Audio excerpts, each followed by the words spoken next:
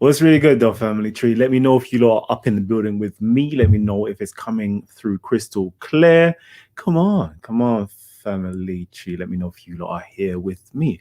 Show me a quick comment. We're trying out this new StreamYard to see how the actual quality holds up to everything else. So I'm gonna wait for you guys to let me know if it's okay. So today, I actually want to have a nice discussion on Christianity.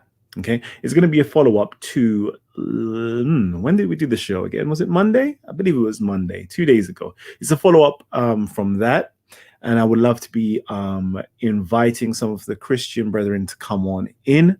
Of course, the Muslim brethren, atheists as well, Comedics, everybody, Hebrew Israelites, everybody is welcome to come on in and have this discussion. Currently, we're having somewhat of a similar discussion on Hangouts at present. We're just going to wait for everybody to roll through. If you guys will like the link to come on in, all right, here is the link right here. It's been posted. Check the wow, it's really going when I share the link. You need to share the link another way. Wow, for some strange reason, I'm unable to share the link here, but it should be able to. Let me just quickly find out what's going on and see if we can get that link shared to you guys. And I can get you guys on in here. And today we want to do a nice quick show, like a nice real quick show, because we got things to be doing. So everybody who the link has been sent out to, please jump on in as soon as possible so we can start the show. Let's just see. Ultra Funky's up in the building. What's good? Yeah. For some strange reason, it's not allowing me to share the link. Like we shared the link last time around. So what's going on? There we go. The link has been shared. So please, if you have the ability to come on in. Otherwise, it's going to be a very quick show. And we will, as we're waiting currently, we're going to just take some questions or comments. So if you have any questions or comments, simply tag Titans TV, and I'll do my very best to read out your questions and your comments. But truth be told, I'm trying to finish the show by 10 o'clock. So if nobody don't jump in on time, it's going to be a nice quick one. So I can't wait. Siobhan Aries up in the building. Ultra Funky has dropped the super chat. Says, I got a few sketchy Bible verses ready. Oh, man. Annibal's up in the building. Shooting from the hip out here. Jeez. All right. Kwame Ma'at, Ra, Nyame, Mentor Hotep says, Hotep, what's good?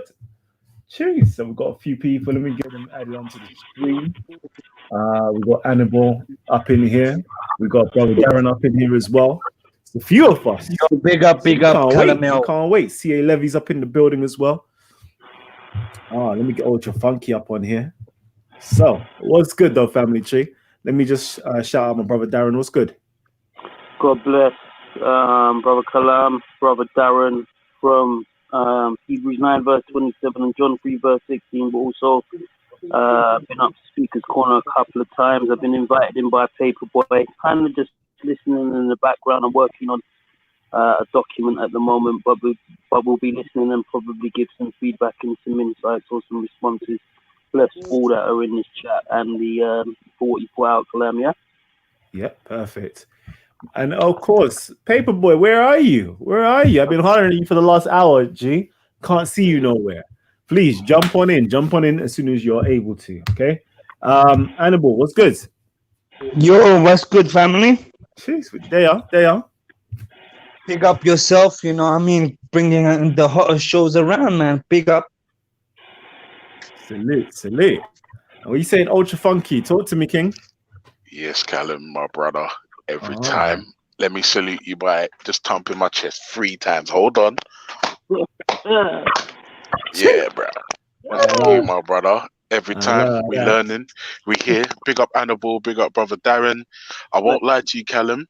I have read the Bible, and now I'm an atheist. So just take a minute and let that sink in. And yeah. But I'm not gonna lie to you. I saw Christianity in the hot seat, so I figured, let me just ready up these naughty verses that I think might need to be explained. And so when it's my time, we're gonna shoot from the hip. Wow, I've got full faith, you know, that my Christians have got this, you know. Oh, sugar. Oh, that laugh just allowed me to know that my faith might be displaced. But we shall soon see. We shall soon see. Yeah, buddy. So let me ask a question. What's your thoughts on the last couple of shows we've been doing? Okay, Anybody? I've not seen them personally. As I said, I've been invited in by Paperboy. I think Paperboy was in your last meeting on Is Jesus the Messiah? Mm-hmm. So I can't really give valid commentary to kind of know what kind of happened or how it's pitched to and fro. So yeah, sorry, I can't help him. All right. And what were you saying, King? Yeah, I was gonna say, you've been having some great shows. The last show was good. You just need to bring some more sort of more documented evidence, you know? Just bring some more documents, you know, into the building. Jeez. All right. Ocha, what are you saying? Okay. My good brother here, Uhura, says, why are you always picking on the Christians? Oh, sugar. We can't get a break. We speak Islam. Why are you picking on the Muslims? We speak Christianity. Why are you speaking on the Christians? I know it's a joke though, but yeah, I hear you. Let's see. James SC says, would enjoy seeing Metatron back on these shows. He was a great voice for Christianity. Jeez, was it Megatron or Metatron? I can't remember. What was his name on here? I think it was Metatron. I'd seen his name. Yeah, Metatron. Yeah, that's my guy right there. You know. Yeah. I remember him. I haven't seen him for a minute though, but it would be real good to have him back up on the show. I'm sure he had a YouTube channel as well and dropped about a video or two. Let's see who else is up in here. Let me just quickly read through the comments. Yeah, Shy Hyde's up in here. Michael Wilcox up in here. So the last show we was actually speaking upon the Messiah. Okay, we was asking the question, what is the Messiah? What is the Messiah? Okay, and we read through it. We came to the acknowledgement that Messiah, of course, means the anointed one, someone who's been anointed with oil. We saw throughout the Hebraic literature, as well as the conceptualization, that there are various types of messiahs or offices that a messiah holds. For example, a priest is anointed and can be a messiah, not the messiah, but a messiah, because they've been anointed by God to do the work. We see that a prophet can also be anointed to do their work. We also see a king can be anointed to do the work as well. We also see that priests and kings can hold, you can hold two offices of priest and king and be a messiah, and so forth. We also found out that even a king, that is not of the Israelite lineage, such as Cyrus, was also anointed by God, and was called a messiah because he was a king that rebuilt the temple of Jerusalem, I believe. I can't remember the exact dating. Cyrus, was it 500? Anyways, roughly 5th, 6th century. So we found out, all these different terms for the Messiah, but we was asking about the Messiah. Okay, there is loads of messiahs, somebody who's been anointed, but what's the Messiah that we've all heard about via the eschatology of Christianity and eschatology of Judaism? And what exactly were the Jews looking forward to? What were their hopes and aspirations? And of course, everybody was speaking about the Messiah. And we brought something that I hope was new. I hope it was new. I think a lot of people don't really know about this or haven't really read Jewish understanding of the Messiah, that the Jews actually expected two forms of messiahs, two forms. Actually, let me get you guys to all mute your mic, and when you're ready to speak, just speak, basically, because there's a lot of feedback coming through. Okay, so we found out there was two forms of Messiah. There was the Messiah Ben David. Let me just keep all your mics muted, okay, because of feedback. So there was a Messiah Ben David, and there was also the Messiah Ben Joseph or Joseph. Okay, two forms of Messiah, two messiahs that had literally two different roles to actually, to be done out, to be achieved, to be received by the people. And this was something I hope was new. And we was asking the question, which role did Jesus fulfill? Did he fulfill the Messiah ben David prophecies, or did he not? And we was finding troubles. We could only find it in a spiritual, esoteric sense rather than a physical sense. And what do I mean by this? We couldn't find it in the physical sense that Jesus being a literal king. We didn't find it in a physical, literal sense that Jesus brought about the end of the world or brought about the rebuilding of the Temple of Jerusalem, brought about peace and so forth. But of course, he definitely does have a heavenly or spiritual kingdom that all Christians are the body of, or the church of. The spiritual kingdom and so forth. So we can go through all of that, and we can see the spiritual sense. But we also introduced the Messiah ben Yosef, of course, coming from Egyptian lineage, who was said to be the suffering servant, who was said to actually had to have died, had to have been resurrected according to these Jewish literature, and fits quite perfectly into the Jesus of 2,000 years ago, from my perspective. Callum, isn't that when I chimed in early on in your show and said we're presupposing that Jesus existed, and then I went on further to say that the Jesus narrative isn't actually unique, and a lot of his characteristics and attributes have been assigned to other characters in antiquity. And then I had to go. My brother, I don't know if it's just me. It sounded like you was breaking up a little bit. Oh no. Yeah. Yeah, can you hear me now? Yeah. Oh yeah. I was saying, I don't know if you remember, but on your last show, I wasn't on very long. I was saying that the qualities and attributes ascribed to Jesus weren't actually unique to him. Also, we presuppose that he actually existed, and that we have documentation that shows the Jesus model was assigned to other characters in antiquity. And then I had to go. Yeah. Can I just ask, Funky, in what sense do you mean that did Jesus exist? Like, as in, can you? Yeah, I mean, like for instance, like what we would refer to as empirical evidence. In my subject, but I'm yet to see something that substantiates Jesus's actual existence in history. The Jesus of the Bible, I'm yet to see something to substantiate his death. And I also went further to say, I don't believe Moses existed, Abraham, Noah, none of those cats. Okay, so you think Jesus didn't exist in any capacity? To be honest with you, if I'm intellectually honest, I would say it's possible. Okay. However, I'm yet to see or read anything substantive that would convince me. Yeah. Okay, so hopefully maybe we'll bring up some evidences from the historical evidences that are out there. But I'll give you two quotes. Big up yourself, Paperboy, as well. We haven't spoken before, but big up yourself, my brother. I hope you enjoyed your Christmas and the New Year and that. And you too as well, Callum. I'm really sorry. I was meant to say that to you the other day. Big up yourself. Hope the Christmas was good, whether you celebrate it or not. Kwanzaa, whatever the hell. New Year's, Darren, Annabelle.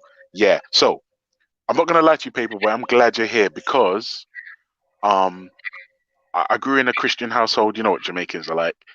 And I have read the Bible from Genesis to the Book of the Revelation, and I'm now an atheist. So when further down in the conversation, I'd like to pull up some heavy verses that I'm hoping we can hash out. Yeah. Yeah, that's fine. So yeah, cool. The reason why I just asked you, because obviously when we look at an academic perspective, people have different opinions on who the historical Jesus was. So I'll give you a few quotes from scholars on what they say about the historical Jesus. So this one's from Bart Ehrman, and he says, "Who's it from? Sorry, Bart Ehrman." Bart Ehrman. Yeah, he's an atheist scholar. Yeah, that is theological leanings don't mean anything. But okay, while you're reading, I'm gonna look him up. Yeah. Yeah. Okay. So he says, "This is not an issue for scholars. There is no scholar in any college or university who teaches classics, ancient history, New Testament, early Christianity who doubts that Jesus existed. He is abundantly attested in early sources. Early and independent sources indicate that Jesus certainly existed. Paul is an eyewitness to both Jesus' disciple Peter and the brother of Jesus. Then he says, like, I'm sorry, atheists have done themselves a disservice by jumping on the bandwagon of mysticism because it makes you look foolish to the outside world. I'll give you another atheist historian. His name's Joseph Hoffman. Stop right there. Stop right there. Hey, listen, Bart Ehrman was firing off some shots, you know? How do you mean? Yeah. So these are why I have these quotes readily available for people, because even the scholars, they find it a bit of a kind of, they feel a bit aggrieved when people come out of this Jesus mysticism. So wait, bro, can I just pause you just for a second? I'm trying to find this Bert Ehrman guy. He's popped up on my screen. I understand and acknowledge what you just read. Yeah. However, just making a statement doesn't make it true. Yeah, well, we'll get into the evidence. Yeah. Okay, cool. No problem. No problem. Give you the scholarly opinion before we get to that. No problem. Now, do you know as well, just while you're doing that, I found a verse in the Bible that really pissed me off where it says, Paul, when you mentioned Paul in the Bible, and there's a part of the Bible which I'm going to try and find where it says, I'm making this stuff up. Yeah, but just bear with me. I'm going to try and find, I'm going to go on mute. I'm going to go on mute and I'm going to try and find what I'm looking for. I think I know what verse you're saying, but I think you're misreading that verse. I think that's a verse. It's entirely possible, my brother. It's entirely possible. But yeah, when you find it, we'll get to it. So I'll read out. It's about 3 more scholars I've got. So one is R. Joseph Hoffman. He holds a degree in theology from Harvard and a PhD in Christian origins from University of Oxford. So he says, only in the age of instant misinformation and net attack is this kind of idiocy possible. Only in the atheist universe where the major premise, religion is a lie, so the study of religion is a study of lying, infects everything. This is the kind of lunacy possible. The endorsement of amateurs by amateurs is becoming rampant, annoying, and a distressing problem for biblical scholarship. The disease these buggers spread is ignorance misguided as common sense. Let me just find one where they talk about the historicity. Hold on. So you've got someone called Michael Bright. So he says, if we apply to the New Testament, as we should, the same sort of criteria as we should apply ancient writings containing historical material, we can no more reject Jesus' existence than we can reject the existence of a mass of pagan personages whose reality as historical figures is never questioned. So basically, like, people will talk about, you look at people like Socrates, Plato, and the evidence for them, they're like documents like copies of copies of copies, which come hundreds of years later. Whereas we know we have, like, the New Testament is probably, like, Jesus is probably one of the best recognized person of in terms of the amount of sources that we'll hopefully get into them, but that attest, he's one of the best attested persons of ancient antiquity. And I'll just give you one more quote. Before you do that, no. Let me stop you there because I want to get this real interesting because we've only got limited time. All right, because we're starting late, we're limited time. So this is what I want to say. Okay. Yeah. Can I get everybody to just mute their mics real quickly? Just gonna mute everybody's mic now, because the historicity of Jesus Christ, right? I know this is something that keeps popping up. So since we've got an atheist here, and since we've got a Christian here, we're gonna do a simple, small, I wouldn't even call it a debate, but let's just classify it as an argumentation. This is what I want to put here. This I want to hear right now. The premise: Jesus did not exist, and 2 to 3 evidences as to why Jesus did not exist, and then I want to hear the positive of Jesus did exist, and give me 2 to 3 best evidence as to why Jesus did exist. and then afterwards we can continue the conversation. So, I can go first. Ultra Funky. Yeah, right. The Bible. Oh, wait, my mother-in-law's here, so I need to be careful. Yeah, hi, babe. You're right. Give me 5 minutes. I'm coming. No, 5 minutes. Give me 5 minutes. Yeah. The Bible, as we know it, we don't know that it's true. We have stories in there that we know. Fly face science. Some of the stories we know are allegorical. Some of them are just completely fallacious. If this book is from a God, the God is fallible, and therefore there is no reason for us to believe that anything in the Bible is true. Yeah, and I'm being honest, that's what I'm standing on. There is no reason to believe that this Bible is inspired by a creator. Christians still have it all to prove, and I get that they love the Jesus and they love the God, and but they still got it all to prove. We have to like initially. Let me stop you there. Let me stop you go there. ahead. Hold on, let me stop you there because I want to get a precise argument. So, are you saying that none of the characters, none of the figures inside of the canon of the Bible are historical figures? Some of them possibly, but the ones that I'm leaning on are the big dogs, the Moses, okay. So Abraham, let's stick with Moses, Jesus. Noah, Jesus. Yeah. I'm with you. But let's stick with Jesus. What is your, reasoning? What's your evidence that Jesus never existed? Because the Bible is fallacious. Yeah. Okay. And wait, and I'll qualify that. If this Bible is supposedly from the creator of the universe, if I find one error or one thing that flies in the face of morality or perfection, then there's no reason to believe any of it, and I throw it out. All right. And that's one. So that's your one evidence or your argumentation. That's what I'm leaning on. Yeah. Have you got a second? Have you got a second one for us? I'll be honest with you. Yeah, the second one was the characteristics and attributes ascribed to Jesus is not unique to the Jesus Christos. It's not unique to him. And as I said to you earlier on in the show, other characters in history have had the same characteristics: the virgin birth, three kings, and all the rest of this stuff. Yeah. So yeah, Jesus ain't unique. Is my second. In conclusion, are you saying that this is an invention, a mythical invention?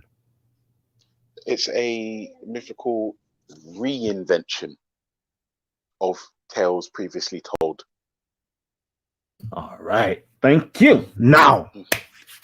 All right. Let's go. Yeah, that's what I'm leaning on. All right. So we've heard it now. We've heard it from an atheist perspective. If we have any more atheists or any other individuals that do not believe in the existence or do not acknowledge or accept the existence of Jesus of 2,000 years ago, Jesus Christ, the Messiah of 2,000 years ago, please come on in and provide your evidences. Now I'm going to go over to Paperboy and I'm going to ask him the same question. What evidences do you have to say that Jesus truly did exist? Okay, so we have writings from Josephus, who was a Jewish historian. He lived in the he was born in the 1st century and he lived to the 2nd century. So he's one of the earliest writings we have on Jesus. He's not a Christian, so he would have no reason to write about a mythological person if this was made up. We have writings from Tacitus from the 2nd century, who's a Roman who was also not a Christian, who wrote about someone called Christ receiving one of the worst punishments possible under Pontius Pilate. I'll actually read his statement. He says, Christus had its origin, suffered the extreme penalty during the reign of Tiberius at the hand of one of our procurators, Pontius Pilate, and a most mischievous superstition, thus checked for the moment, again broke out not only in Judea, the first source of the evil, but even in Rome, things hideous and shameful from every part of the world find their center and become popular. Accordingly, an arrest was first made of all who pleaded guilty. Then, upon their information, an immense multitude was convicted, not so much of the crime of firing the city as of hatred against mankind. So this is like a Roman, I'm not sure what his position was, a prefect or something like that, but writing about someone called Christ who suffered the worst punishment under Pontius Pilate. And we know, I think in the late 1940s, we found a inscription with the name Pontius Pilate, which was that this person actually did exist. And the final piece would be writings from Pliny the Younger, who lived in the 2nd century, who also kind of spoke about Christians and how they would sing hymns about Christ as if it were to a god. So, and also we look in the Talmud as well, which is the kind of Jewish text which talk about or allude to Christ as well. So these are things, independent sources of the Bible talking about this person called Christ. So, if I got your argument correct, there is a multiplicity of historic attestations or diverse, should I say, recordings of historical attestations of Jesus actually existing. Is there a second argument, or is that literally the fullness of the argument? Yeah, I just got a quick comment to make. Hold on, brother Darren. One second. I just want to know, Paperboy, is that the fullness? Is there a second bit to the argument, or is that it? Yeah, I'll let brother Darren chime in as well. Before that, I need to make sure that your argument. I need to remember we said we need two evidences, a minimum of two evidences. So far, you've provided one. So I'm saying, is there any more? Two evidences. Well, I guess those would be three. Well, if you want to classify it as three independent statements. The other one, if we want something different from attestation, would be, well, I think that's the best thing, unless we go into the Old Testament prophecies of Christ as well. But Brother Darren may kind of comment on that as well. Right. So basically, argument is based upon the multiplicity of the varied attestations from independent sources. It's clear that the figure of Jesus Christ truly did exist 2,000 years ago, because we have Jews, Christians, Greeks, all acknowledging that this person existed. All right, I'm with you with the argument. So now I'm going to go over to Brother Darren. Brother Darren, talk to me. Yeah, so I'm just going to pick up on the point that Paperboy made. He didn't elaborate on the statement made by Tacitus, which connects to Nero in regards to the Christians who, I believe it's in AD 64, were blamed for the Great Fire of Rome. And now we'd have to note that this is only 30 years after the time of Christ. And I mean, other connections, we know that we've got Polycarp and Irenaeus that follow in those traditions. But to look at what was said by Tacitus in particular, for the Great Fire of Rome, which was blamed on the Christians, it says, to get rid of the report, Nero fastened the guilt and inflicted the most exquisite tortures on a class hated for their abominations called Christians by the populace. Christus, from whom the name had its origin, suffered the extreme penalty during the reign of Tiberius at the hands of one of our procurators, Pontius Pilate, and a most mischievous superstition. Thus, checked for the moment, again broke out not only in Judea, the first source of the evil, but even in Rome, where all things hideous and shameful from every part of the world find a center and become popular. So there's a slight twist on it, but that's in Tacitus, Annals 15.44. But one thing that I came across the other day in regards to what historians say, even if you look at Wikipedia in terms of the crucifixion of Jesus Christ. Paperboy cited Bart Ehrman, who said, I believe one of the most certain things that we know about Jesus Christ is that he was crucified. The issue that historians have, modern day historians and modern day scholars, is not that they necessarily don't believe that Christ died. It's some of the supernatural aspects that are tied to that. I'm just going to go on to say, from myself personally, I come from African origins. Originally, my uncle was an Obia practitioner. So the supernatural side of things are nothing to somebody like myself, because I know that these things exist. My uncle was able to do rituals. So when we have modern day scholars or people from Western society that are kind of pouring contempt or not able to look at the supernatural side of things, for those of us that are of African heritage and that have family relatives that have such practices, we know that certain things can go on that are totally out of the realm of the natural, as we might even know or acknowledge in the West. So I wouldn't necessarily expect to look to Western scholarship to substantiate any of the proofs for the supernatural side, but in terms of the historicity of Christ, they believe that, but it's the supernatural side that they have issues with.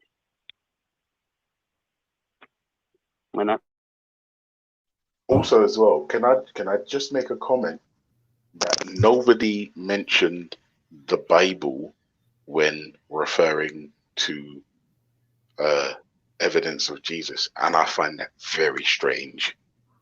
So before we go there, Ultra Funky, before we go there, both sides have put forward the argument. And for those of you guys who have heard the argument, I want to know which is the most stronger argument. Not what you believe in, but you've heard the argument put forward by Ultra Funky that Jesus never existed. You've heard the argument put forward by Paperboy that Jesus did exist.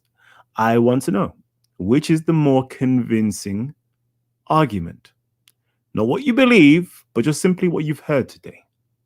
It can go against what you even truly believe, but what you've heard today, which is more convincing? Number one, Ultra Funky, Jesus did not exist. Number two, Paperboy, Jesus did exist. Leave your comments down below, i.e. number one. Just type number one if you think what's his name? Ultra Funky provided a better argumentation.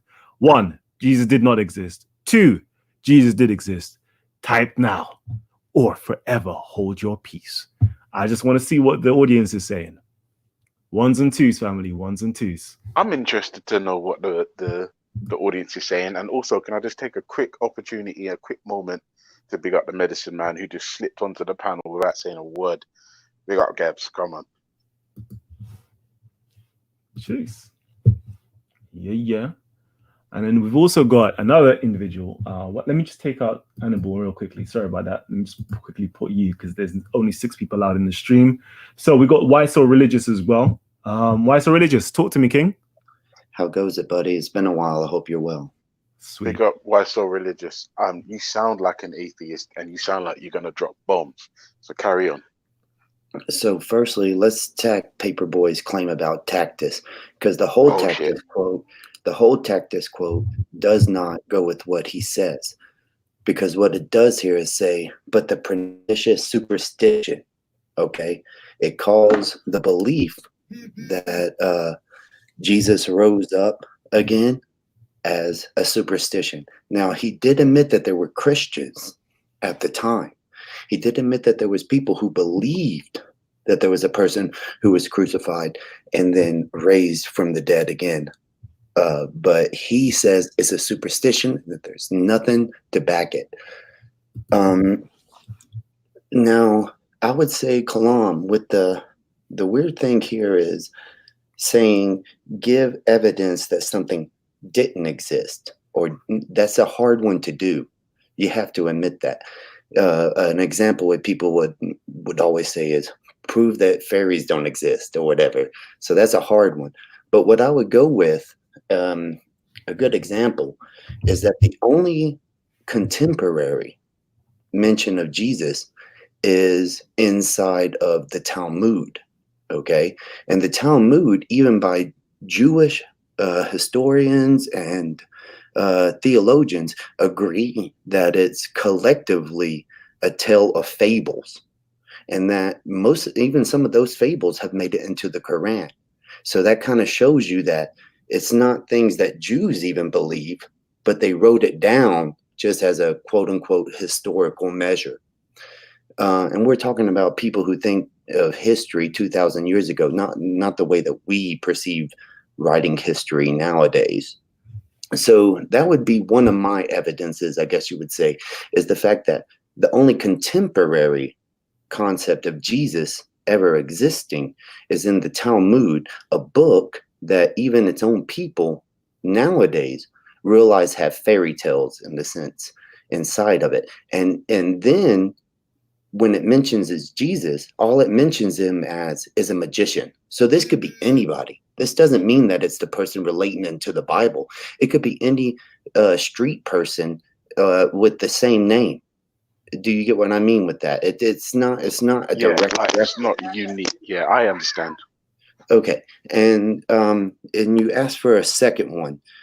The second one I would say would be that the evidence as far as disproving something that isn't even proven, I would say the evidence would come from a lack of historical understanding, that there's so many people throughout history that have been, let's say, crucified. Okay. And there's so many people throughout history who we have just labeled as historical figures. There's no evidence of Aesop, right? Most historians believe that Aesop was just a collective person of writings, just like there's the theory of William Shakespeare is the collective writings of multiple personalities with a pen name because of societal differences of not accepting people in that social standard. One could also make the argument that I do, which Socrates is a fake person, that they just rallied around and they needed a philosophy for a movement. And I would say that that would fit Jesus and the evidence, in my opinion, would be that all these people who said they've seen him or whatever, firstly, he never wrote anything down. Just like nobody who ever, the only thing he allegedly wrote was in the sand when that woman was getting stoned. He wrote something in the sand and then erased it with his foot. That's the only evidence of this man allegedly writing anything.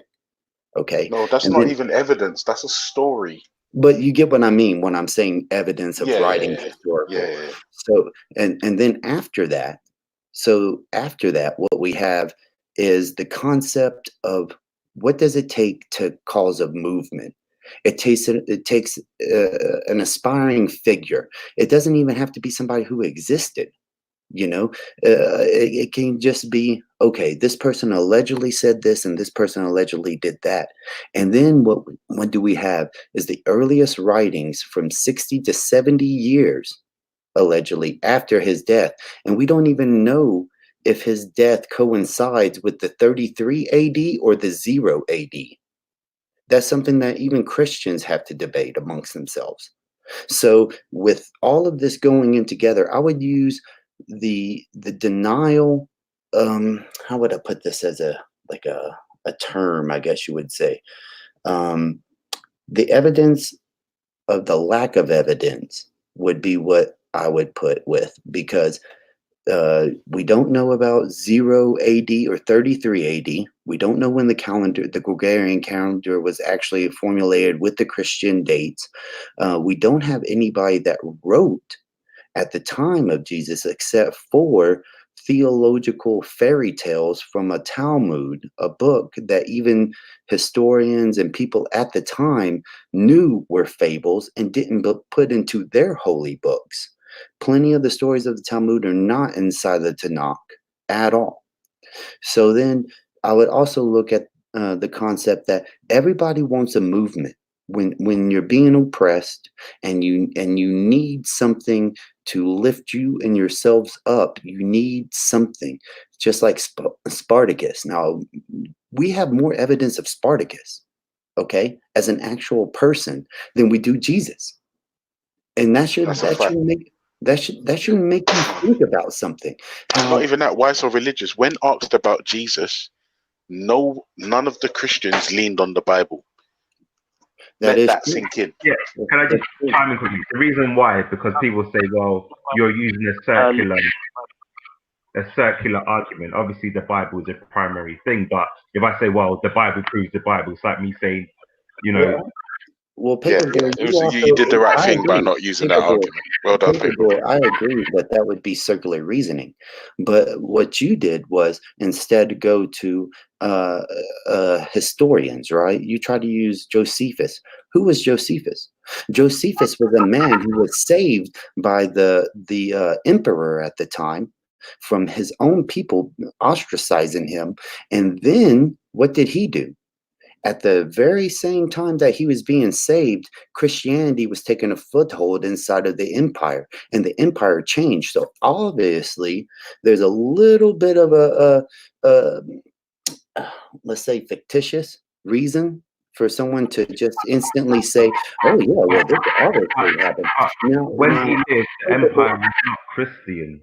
So that your theory goes out the window. No, 313. 313 was Constantine deciding to hold the first council of Nicaea.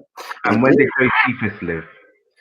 But Flavius, mind you, hey, your mic is horrible. Flavius, by the mention, he changed his name to Flavius. Why did he do that? Because that was the emperor's name at the time. Okay, that wasn't his born name. Okay, and I said it, and mind you, Paperboy, don't twist my words. I said that Christianity was taking a foothold in an empire, which means they were walking around and using mules and horses to transfer information. It wasn't modern day internet. Okay, so this is going to take time. Now, what I think is funny with people labeling Josephus as this big source is, if he was such a great source for people to actually follow, how come he never believed what he said and he wrote as historically accurate? Not even that. Why so religious? How long after Jesus' supposed death did Josephus actually live? Like, when was he born? Not mistaken. Josephus lived from 37 AD to 100 AD. So when did Jesus supposedly die, Paperboy? About 30 AD. Oh, okay. So Josephus was writing about stuff he heard. Well, he wouldn't have been an eyewitness of it, no. Oh, okay. Just let that sink in. I'm gonna go back on mute. What I'm saying is, it's funny how he doesn't even believe what he's writing is historically accurate that Christians nowadays use as proof. Like he's writing these things, and I noticed that you're not mentioning how a lot of scholars, not all, but a lot of scholars, historians, believe that the part about Jesus he didn't actually write. Well, that part, because it has been amended, but we have the Arabic version, which comes much later. And that's what we have, don't we? Yeah. So it's not. So yes. Why did you choose to leave that out of the argument? You're using something as evidence. You're using something as evidence, but you didn't give the whole statement. But it has no impact, because the part that he writes, he was the Messiah, is the only aspect of the writing where they feel it was interpolated. So when we go to the Arabic version of his testimonium, we actually see it was more closer to, they believed he was the Messiah, rather than Josephus saying he was the Messiah, because he wouldn't have said that as a Jew. So that's everything else he says they're fine with it, because but here's the thing. We're not talking, okay, if you want to talk about the historical context, which we are, then okay, somebody said that somebody was the Messiah and their name was Jesus. There is still no evidence that it's the Jesus that you're talking about. Just like the point with the Talmud I made, which is there is a magician in the city of Jerusalem whose name is Jesus or Yeshua, whatever. Okay. And there is no proof that is in relation to the one in the Bible. That is the argument here. We're talking about evidence. We're not talking about just assuming. We're talking evidence. So let me ask you this question. Can you give me any other person in history or a fabled person who has been attested to by independent sources as much as Christ? Are you serious? Like I said, we have more evidence of Spartacus than we do of Jesus. So do you believe Spartacus existed? We have evidence of Spartacus. We have more evidence of Hannibal. He was related to more than Jesus. My question. I said, do you believe Spartacus existed? Of course I do. I believe it. But what is the argument? So there's more historical evidence for someone that existed. You just said that do we have any evidence, historical evidence, more or mention more than Jesus? I just gave you one.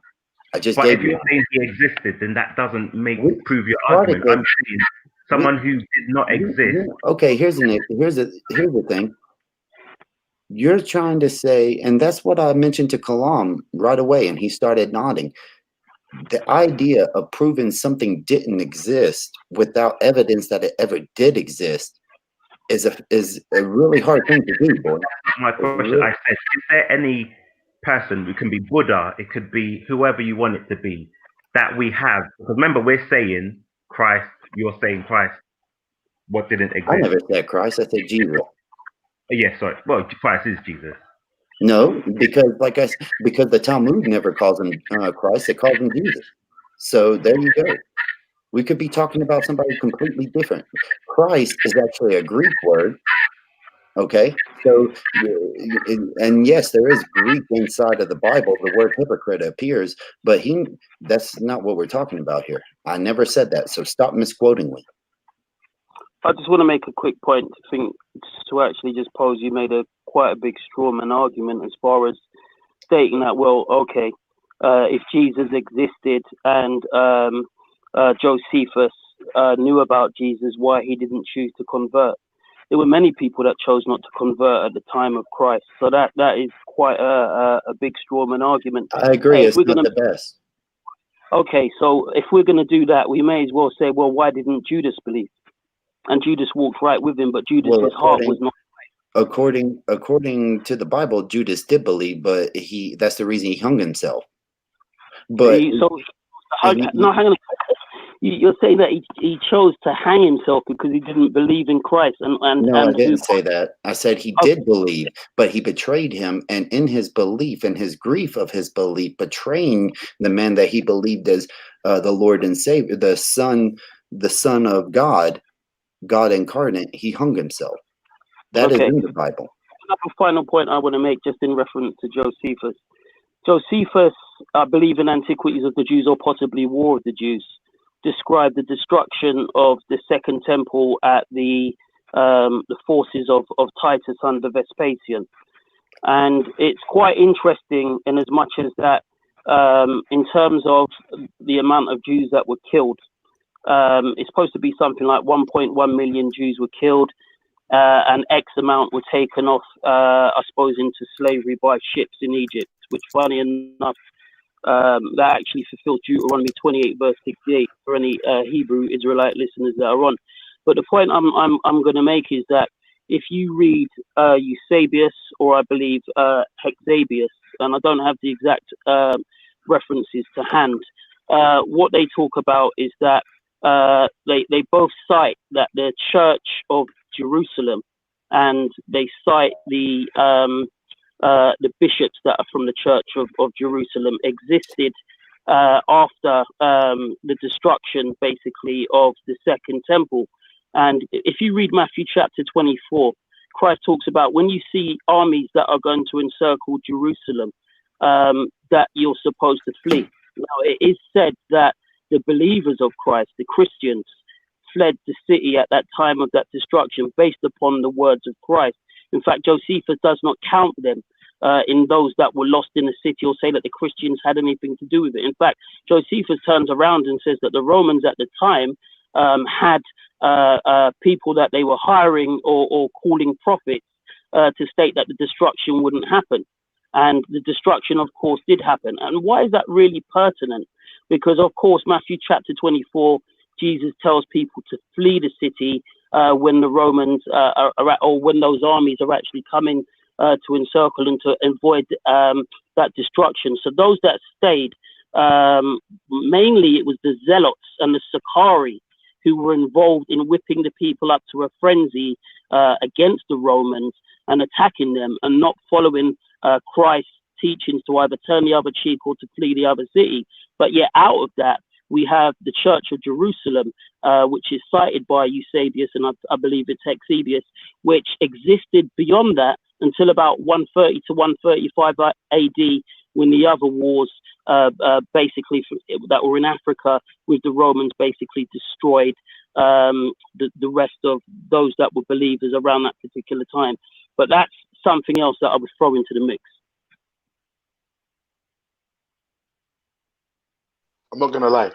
Like, I feel like when I made my initial point about mistakes in the Bible and therefore it's unreliable, and second of all, my second point was the characteristics assigned or ascribed to Jesus are not unique to Jesus. Many characters in history have had the same attributes or the same story. It's just like, come on, peoples, please. All right, Ultra, let me ask you one thing. No, ask me two things. Ask me two things. I just want to ask you one thing. Come on. As far as the Christ myth is concerned, the what? Sorry, brother. You I know, can't hear you very well. Your mic's a bit bad. Can you hear me any clearer now?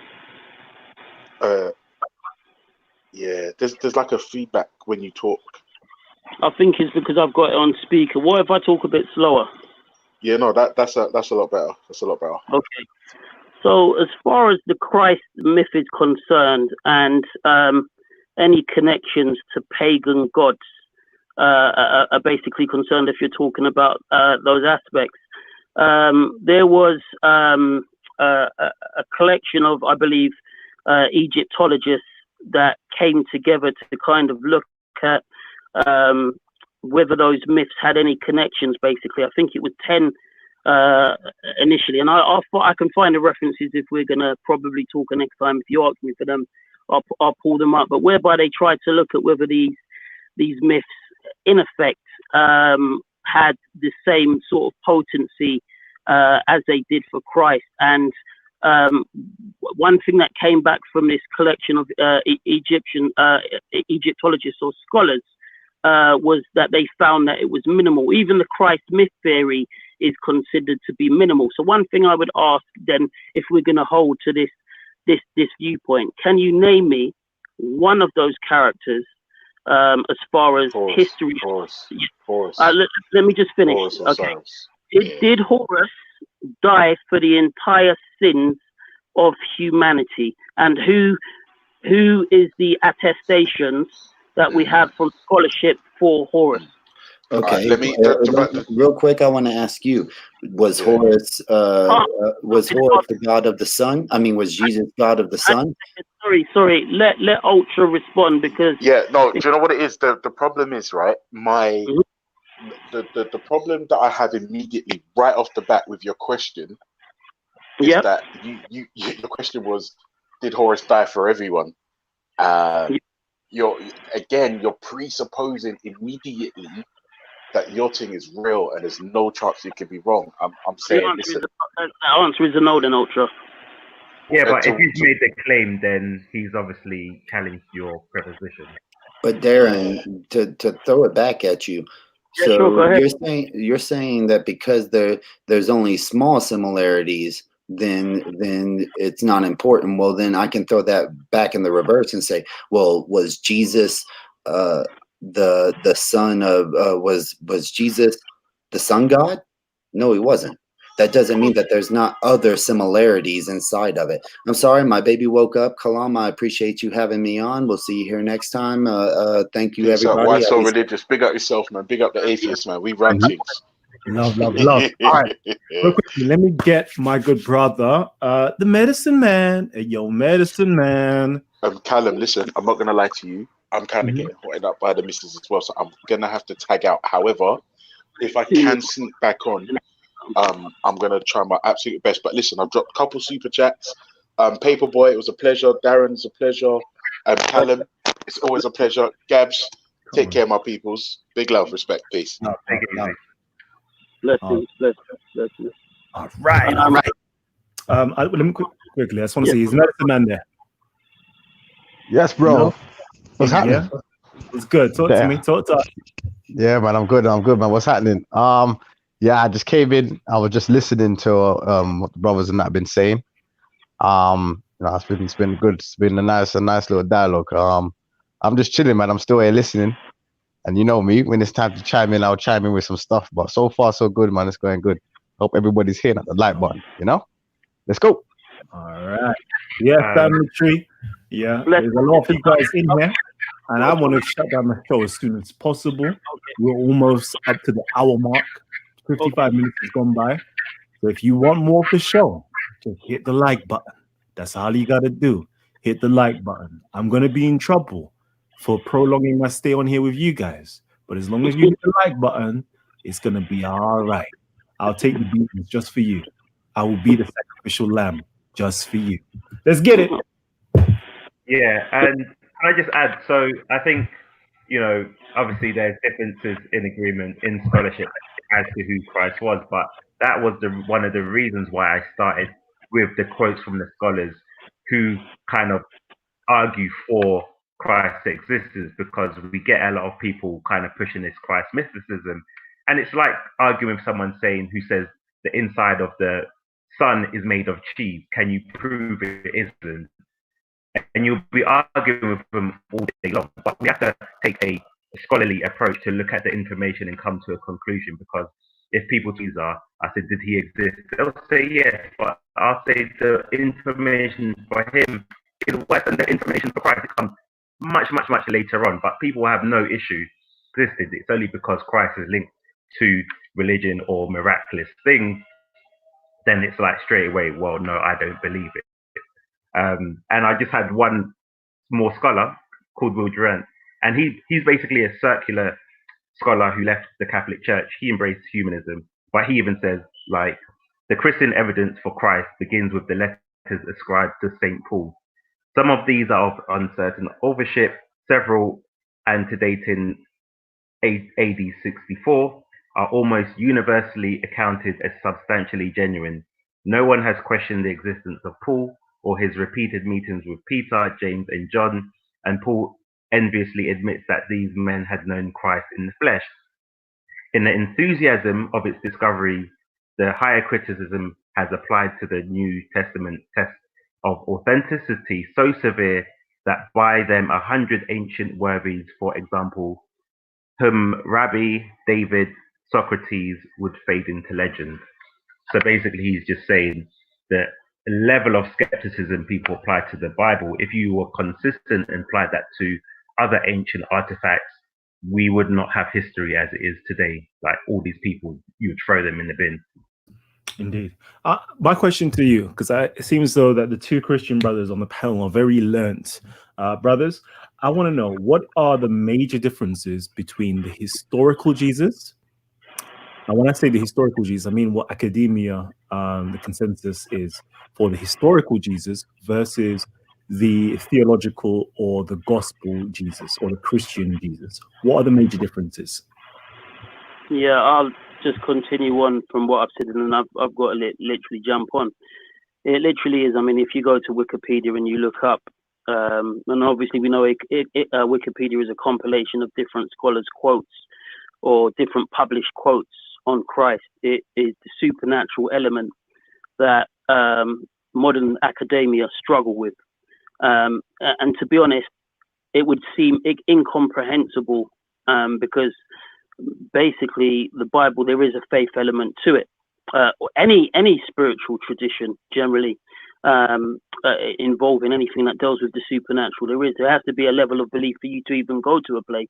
And the West, as far as academia is concerned, some of these scholars, some people are sitting in seminaries or have come out with PhDs or whatever else. Some of these people have never seen an incantation, a ritual, have never had a proper prayer prayed for and received, and seen that some people are literally just going off of head knowledge with scant little in the way of belief, and that's going to be a huge problem for people. I mean, there's no way of getting around it, to be perfectly honest.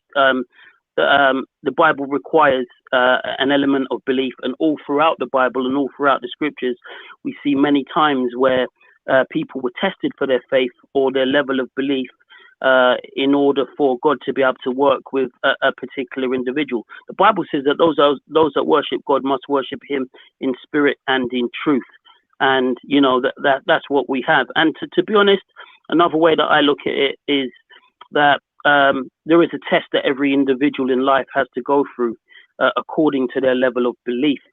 If it was just as easy as Christ had come in the day and the time when He was supposed to have come, and He was sitting on the throne now in Jerusalem, that would be pretty easy for most people.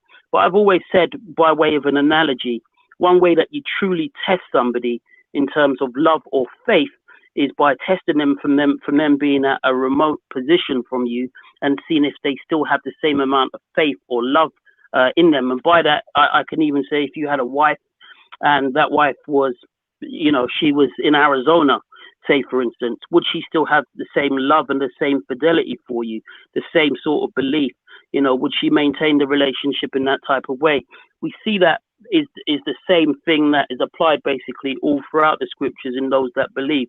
Someone like Esau, say for instance, you know, where he should have held on to his heritage. I mean, for some lentils and some you know, a bowl of soup and just to kind of go off hunting, it was easy to do that. And that's the way that most of the world is. Most of the world are very materialistic. They want to chase things in that sense. And then when it comes back to the scholars, some of them just don't have the engagement or the level of belief basically to look beyond that. If you're writing from a position of pure scholarship, that you may just find it hard because you're looking at some stuff that appears to be mythical. But for myself or from Paperboy, you know, from where we may hail from Africa as African descendants, we know things happen in the supernatural. So we have no issues with that. Also, Kalam, I think the other thing or the proof in reference to the Bible that I hold to, and I think we spoke about when I last saw you in the park, is based around Bible prophecy. And I think we looked at the development of Bible prophecy as far as things like the mark of the beast, Neuralink, biochip, biohacks, and those kind of things. These are the kind of things that we kind of look even to current times to see prophecy being fulfilled, the return of Jews, the state of the society, how people believe, and the level of apostasy or morality. There's all of these things together that we marry up alongside historical claims of what has prophetically been fulfilled according to prophecies that have even gone before us. So I'll end on that and probably try and catch you guys on the next one. Paperboy was speaking a bit. Bless up everybody that's in there, Medicine Man, Anubis, and of course Kalam, the General. Yeah? Okay. Blessings. Peace, love. Well, blessings. And can I say something quickly? I just wanted to say basically one of the most. Yeah, let me drop something. Can you hear me? Yeah, I can hear you. Let me just drop this real quickly. Let me just shout out McDermott. Oh man, with the super chat. So salute to all my super chatters out there. Salute to you guys for constantly showing love and donating and putting your putting your money where your mouth is. So I love that. And putting your money where your fingers are at as well. So I love that. I send out my peace all, says John McDermott. And of course, Ultra Funky, our resident minister, says, you can't know the supernatural. You can only believe. Shout out to Ultra Funky as well. I'm just going to come off the screen right now and let my brother Annabelle speak, as well as Paperboy next. All right, peace. Yeah, I was just going to say to the family, one of the most important references to Jesus from outside the New Testament comes from a Roman historian called Tacitus. And he wrote, which was reporting on Emperor Nero's decision to blame the Christians for the fire that had destroyed Rome in AD 64. And he says this: Nero fastened the guilt on a class hated for their abominations, called Christians by the populace. Now this is where the name comes, Christus, from whom the name had its origins, suffered the extreme penalty during the reign of Tiberius at the hands of Pontius Pilatus, and the most mischievous superstitions thus checked for the moment, and again broke out not only in Judea, the first source of evil, but even in Rome. So this is the Roman historian Tacitus writing about Jesus. I think this is one of the most powerful testimonies of Jesus Christ. Okay? All right, that's me. Cool. Yeah, and also, yeah, I just wanted to add, because I think Why So Religious made a comment about Tacitus, but I think his statements were way off the mark, because Tacitus is actually kind of talking actually about Christ, who's saying, so I think he tried to say something like he was referencing their beliefs, but if, as you read the statement, he's clearly identifying Christ as a person. And also, Ultra Funky, he also spoke about, I wanted to mention to him when he asked about, are people in the Bible attested to, because he said they're all fictional, like all made up. But we also have, I can't remember the name of the stele, but we have references to King David,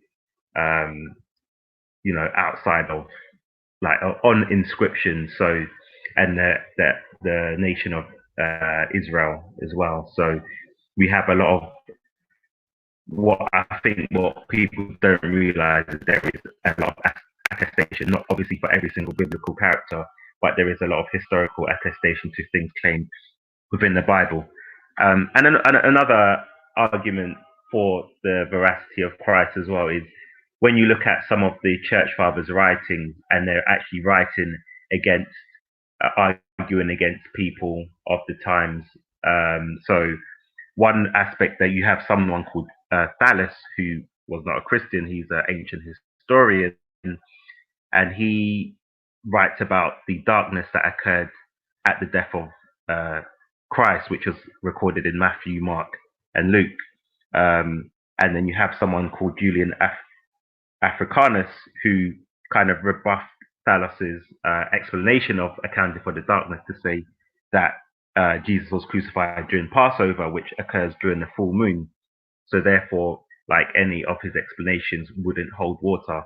And then, as Brother Darren was saying, in terms of the supernatural aspects of things and scholarship not accepting it, it's like when you look at some of the writings from the church fathers as well, they're arguing against non-believers to say, well, how do you explain these miraculous things that have happened at their time?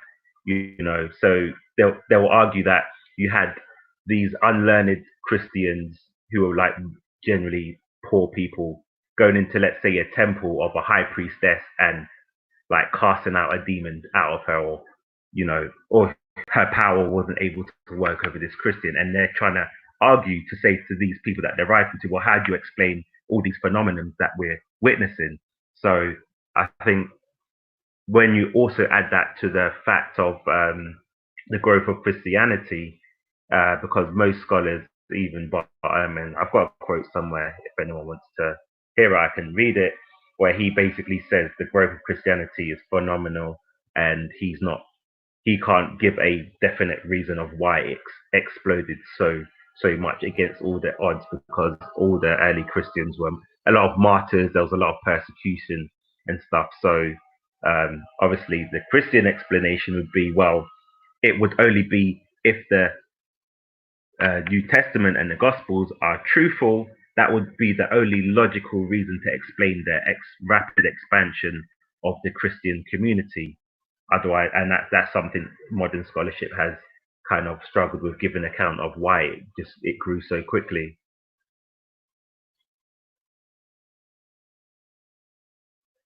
I don't know if anyone else wants to chime in with anything.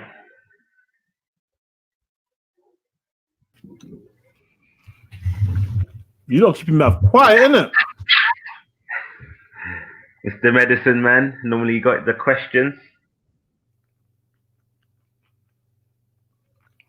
See, you got me here trying to finish the food. You don't need to be timing in. Like, I told you, I got to be gone by 10 o'clock. I'm trying to take a quick break. What you saying? Medicine man, talk to us. What's happening? Yeah, Nah, this debate on this not even debate. This discussion on the whether Jesus Christ existed or not. It's kind of a tough one still. I don't really delve into that because boy, me personally, I don't know. When it comes to the whole the whole thing to do with whether Jesus existed or not, boy, it's a tough one, man. It's a tough one to look at history and and gather information and think whether this person was telling the truth. Was it, is it just was it just a plot by people to create the character, or was it actually a real event that took place? It's kind of hard to try and pinpoint people to some sort of truth. So it's a tough one. So I really kind of stay clear with it. The only thing that I do go by is, when it comes to discussion with the belief, I don't mind chiming into like the the biblical stories or whatever. Do you know what I mean? As in it just being as a story and just going by what's said in the story. But when you start coming into like real stuff, whether the guy existed and walked on the planet, me personally, I just say I don't know, no idea. So I don't know what me personally, I have no issues with people saying, okay, Jesus probably existed, but I don't believe in miracles. At least you're using evidences to affirm something, because there are skeptical scholars. Like obviously Bart Ehrman doesn't believe Jesus does miracles, but at least he attests there was someone called Christ who was crucified, and at least that's a kind of foundation to start on. You know what I mean? So. And who's that? Bart Ehrman is he a scholar that was around at the time of Jesus or not? No, he's a modern day. Yeah, he's a modern day. He's an atheist. I mean, a lot of Muslims love him because he more or less, he's a very skeptical when he attacks the Bible, but as a independent source, he's not a conservative Christian. So, at the minimal, if he says something, then you can at least, even if you're skeptical, appeal to what he believes. You know what I mean? So where did he get his information to say that he believes Jesus existed, but he just don't believe the miracles? What did he? So it was some of the sources that we gave. The New Testament as well is considered an early account.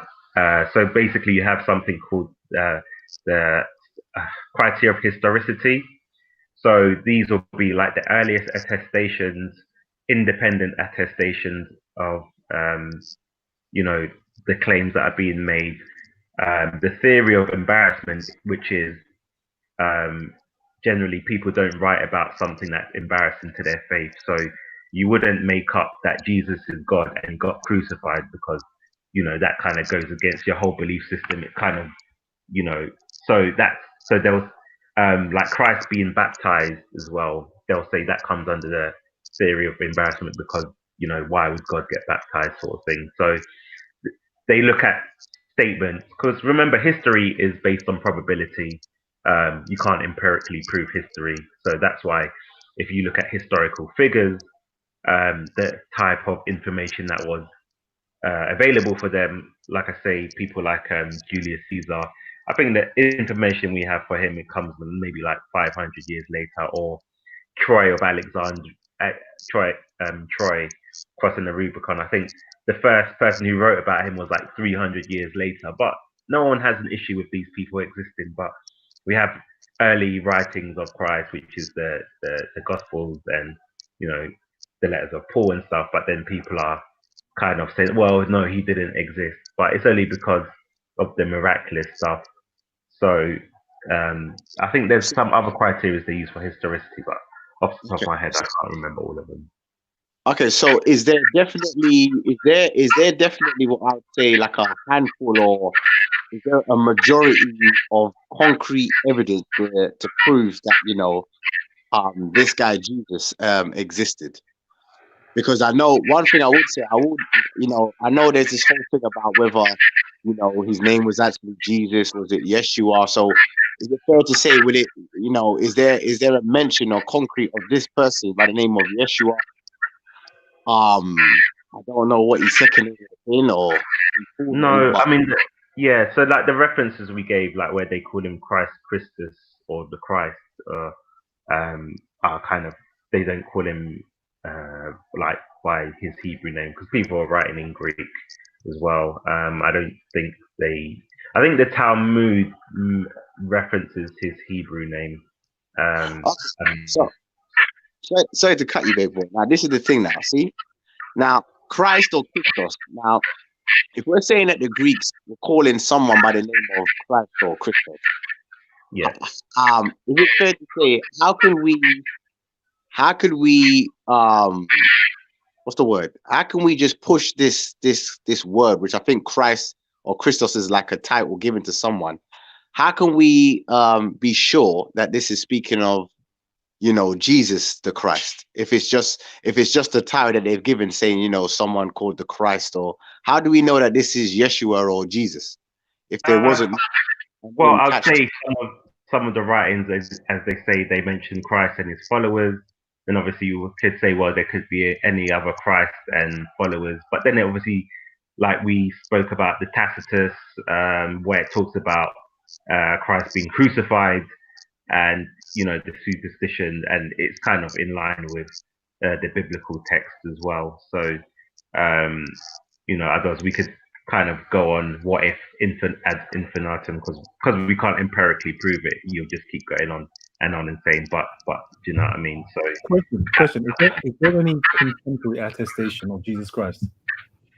From his time, no. I would say I'm not sure what the earliest is. It may be like Pliny. I'm not sure when the earliest extant manuscripts were, but in terms of the people, so it's Josephus, Pliny the Younger, and Tacitus are the earliest, closest people to the time of Christ, but nothing. Unless you use the Gospel as an eyewitness account. And is it fair to say that we don't truly know exactly when Jesus actually lived and died, or we do? I would say we have a rough approximation of when he lived, but we don't know the exact concrete day of when he was born and when he died. So obviously people say like around 30 AD, 33 AD, but I think because calculation of time at that point in time wasn't necessarily as accurate as it would be today. So even, for example, when I spoke about Herod, the death of Herod, so because some scholars have worked out, I think Josephus mentioned an eclipse or something, so they worked it out to around like that took place, some sort of like astrological event that happened. So scholars kind of work it out to around 4 BC. So, since we don't know much about Jesus, what do we actually know about Jesus, the historical man? Well, it depends on what's your source. If you use the New Testament, then you know pretty much a lot about him. If you want to go outside of that, then it's just kind of vague. Well, I wouldn't say vague, but kind of mentioned in passing, All right, so let's say from the New Testament, right? The New Testament is a collection of books, biographies, letters, and an apocrypha, right? And I believe an act as well. So you have acts. So out of those 4 different things, or genres, what can we solidly say about Jesus Christ? What can we say about him? That he was born in Jerusalem, born in Israel. He was an Israelite. We know it covers his birth up to around 12 years old. Then it kind of restarts when he starts his ministry at around 30, and it kind of covers the last few years of his life with his disciples, his teachings, his crucifixion, and then his resurrection as well. Okay, but give me like some things. Like, what do we like? Give me one thing like we know solid that this is what Jesus did. That can be confirmed by outside sources as well as the Bible. What he did, Oh, anything about Jesus? Like, what do we know? The crucifixion, like everyone will agree that Jesus was crucified. Well, and all scholars, most scholars, 99% of scholars would agree that that's one of the most certain things that we can take away from Christ's life is that he was crucified. All right. Anything else? He had a brother called James because he's attested to by Josephus.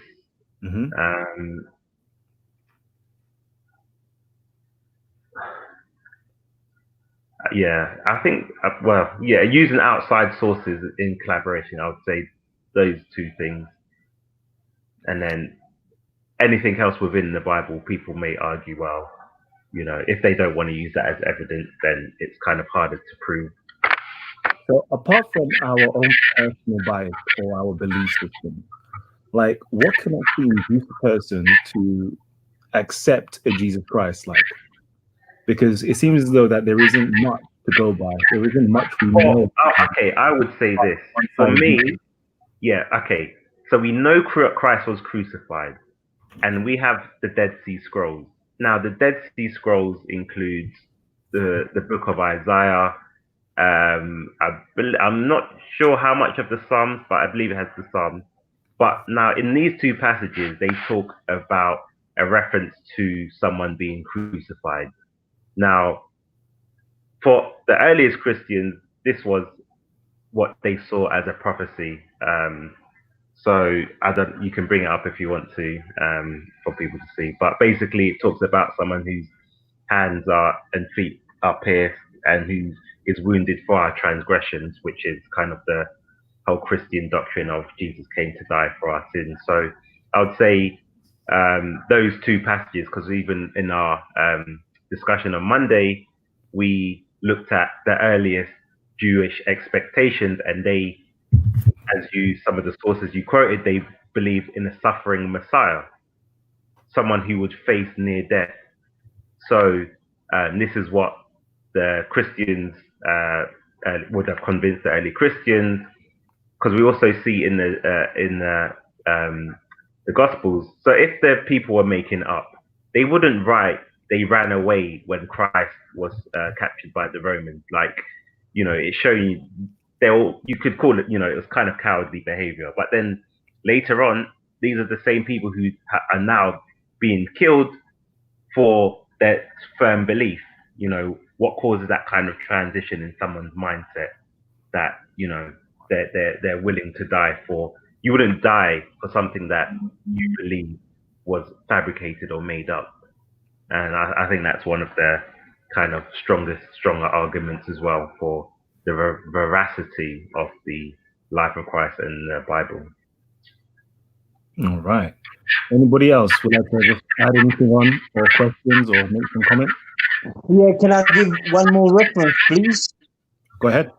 Yeah, I wanted to use the Babylonian Talmud, and basically, there's a good reference from about Jesus, and in this case, it was compiled between AD 70 to 200, and this is what they said: on the eve of the Passover, Yeshu, which is the Hebrew name, was hanged.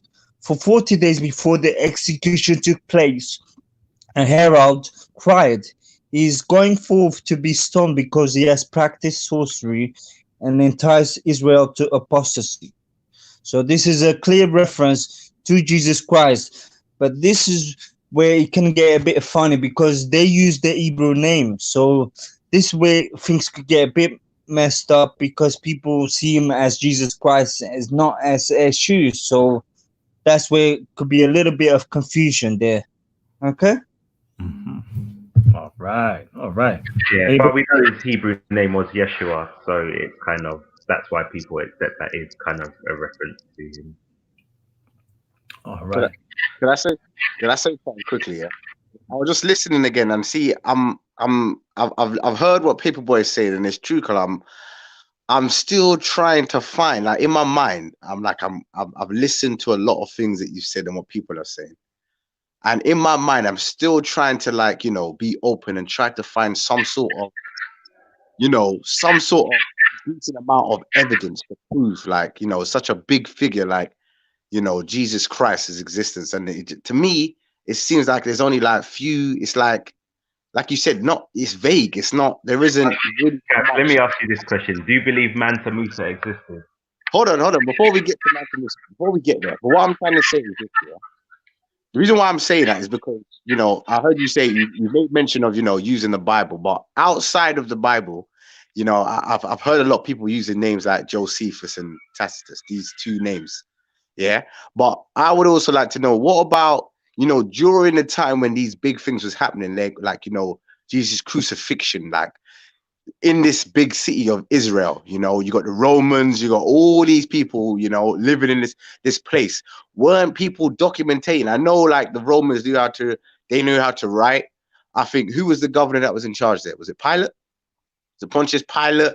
And he must have had some other scribes, or they must have been Jewish scribes. Wasn't anybody else documenting this event? Because remember, this is a man that had followers, big followers.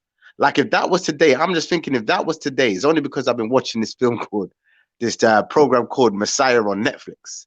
Yeah. And it's, you know, it just gives you it's giving you an idea of whether, you know, Jesus was here today, like what it would be like.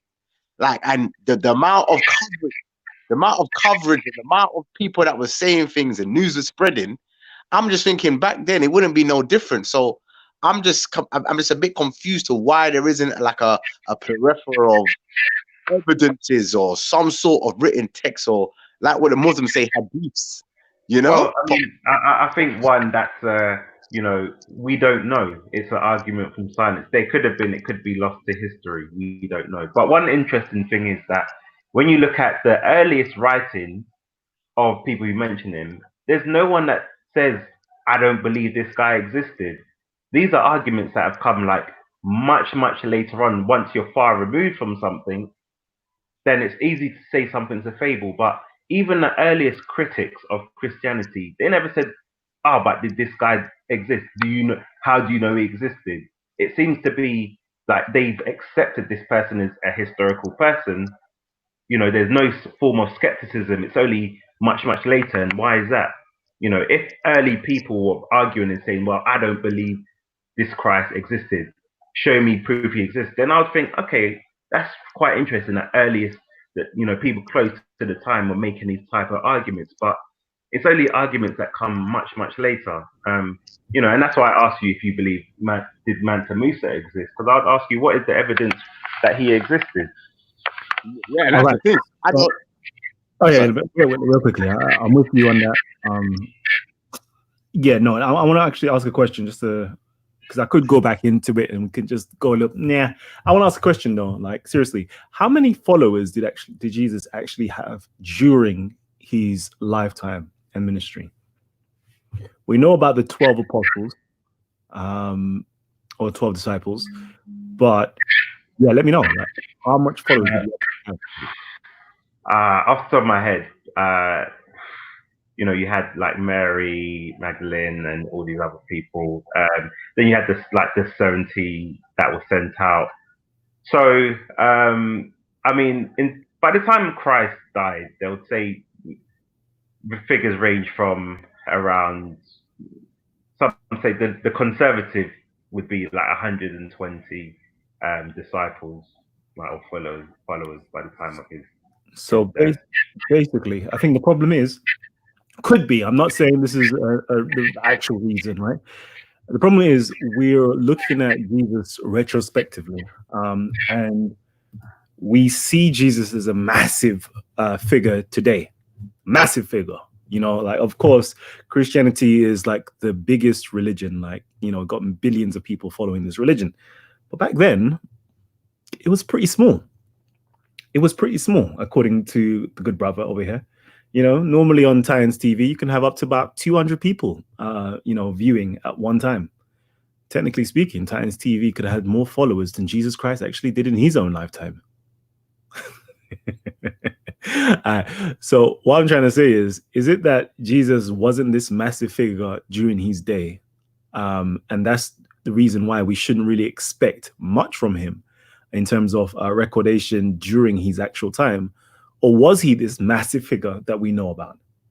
I don't know. No, I mean, even when we look in the Gospels, Christ was a very elusive person going from town to town. When crowds would kind of build up, he would sneak out, sort of thing. So, and the 120, I think that's like the baseline. I can't remember what the top end figure would be. It might be much larger. I can't remember off the top of my head, but yeah. So I think as well, one thing people don't address is what caused Christianity to rise so quickly. Because one, it was under against persecution. Two, Constantine didn't come 300 years later, and even people say him kind of legalizing the freedom of belief in Christianity didn't really have much of an effect on the growth of Christianity. So we have to explain why did this kind of system, this small offshoot of Judaism, expand so quickly. It's teaching of the afterlife. Everybody wanted that. People were being suppressed, so people were poor, they were ill-affected, and the promise of having a better future, paradise, where all can be given unto you. Wow, that's something major, you know. That's something major. That's like saying, listen, suffer for a little bit, and you can get £1 billion. Listen, yeah. That's more than $1 billion. We're talking about trillions, sexillions. Well, yeah, I would say, well, you could say that someone and they've been, thrown to lions and whatnot. I think that would kind of cause people to kind of resist, because even if we look at Islam, for example, Muhammad said the same thing. Go to jihad, and if you die, you'll get reward in heaven.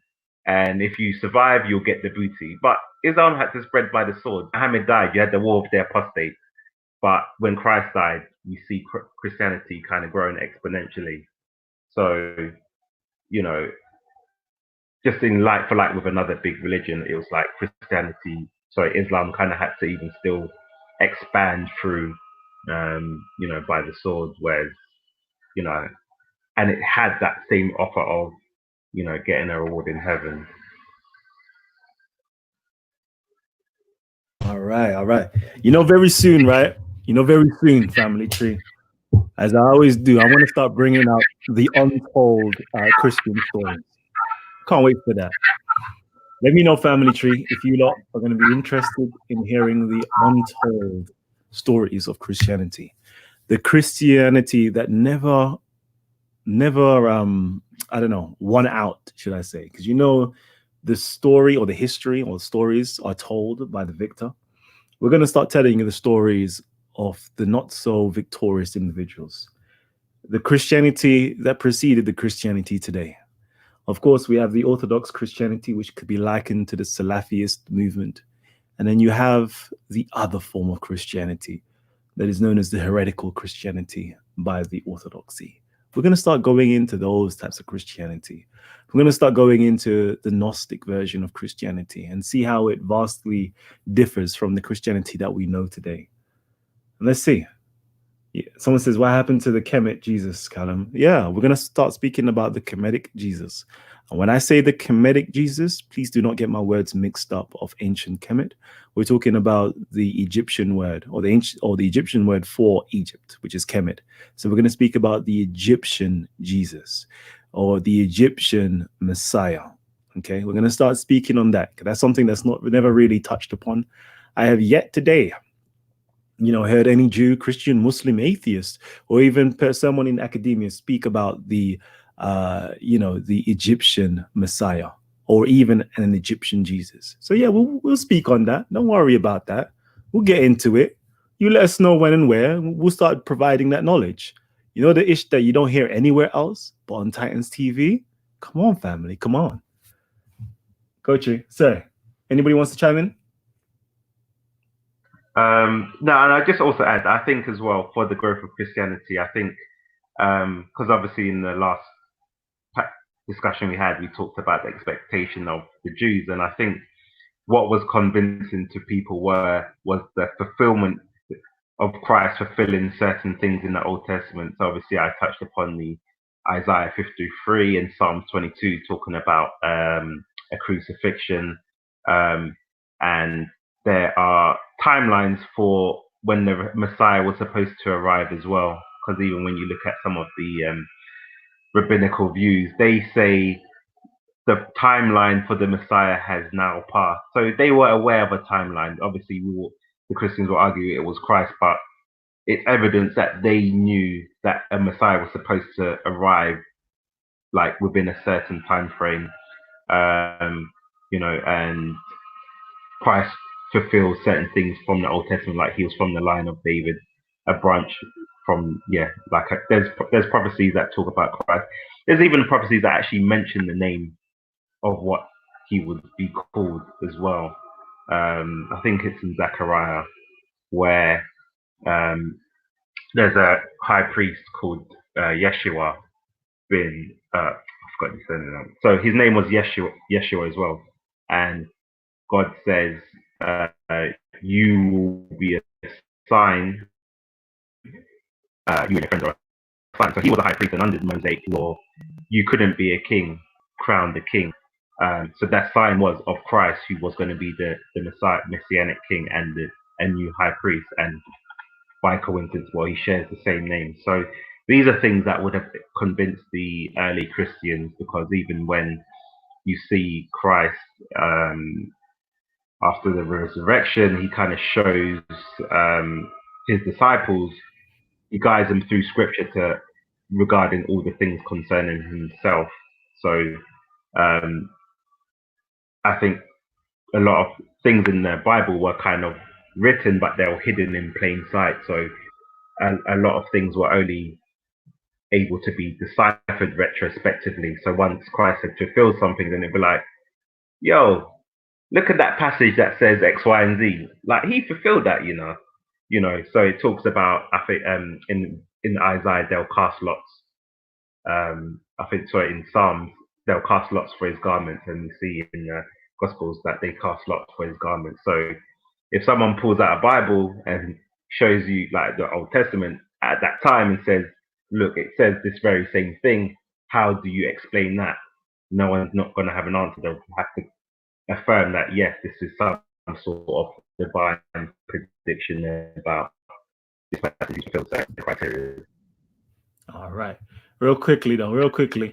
Ultra Funky, he says here, yo, Times TV, can you ask the Christians and or Hebrews, of course, to point me towards just one, I said just one single gravesite of any of their significant biblical characters that can be verified? Please. Don't worry. I'll wait. So that's to my Christian brethren on the panel and in the comment section as well. Please leave your comments down below. Just one gravesite for our good brother Ultra Funky. You never know. If you can provide just one single evidence of a gravesite, convert from being an atheist into being a Christian. Let's get it. Go ahead. Verified in what sense? You telling me you can go and visit the tomb of Christ in Israel? But it depends on what he means by verified. No, he doesn't say verified. I say verified just to make it, because you can point out anything. You can point out anything. You can point out that you can visit the place of. You could point out the crowd of Turin. You can do anything, but can we verify anything? All right, we've got another verse here that says, unfortunately, in today's zeitgeist, even video footage of Jesus Christ would be dissected and rejected by the willful skeptics. I think so too. The moment somebody starts walking on water and claims to be Jesus Christ, I'm going to start saying, hey, yo, fam, you know there's something underneath the water. There's a glass thing there. There's something going on here. No, that's an illusion. I'm not going to lie. I think I'll be the first one to do that, because I don't know. Sometimes you have to test every spirit to truly see if it's from God itself. But that's just me. We have to test it. All right. So family tree. Let me just quickly read through some of the comments again. If you want to get in touch with me, all you have to do is tag Titans TV. Titans TV.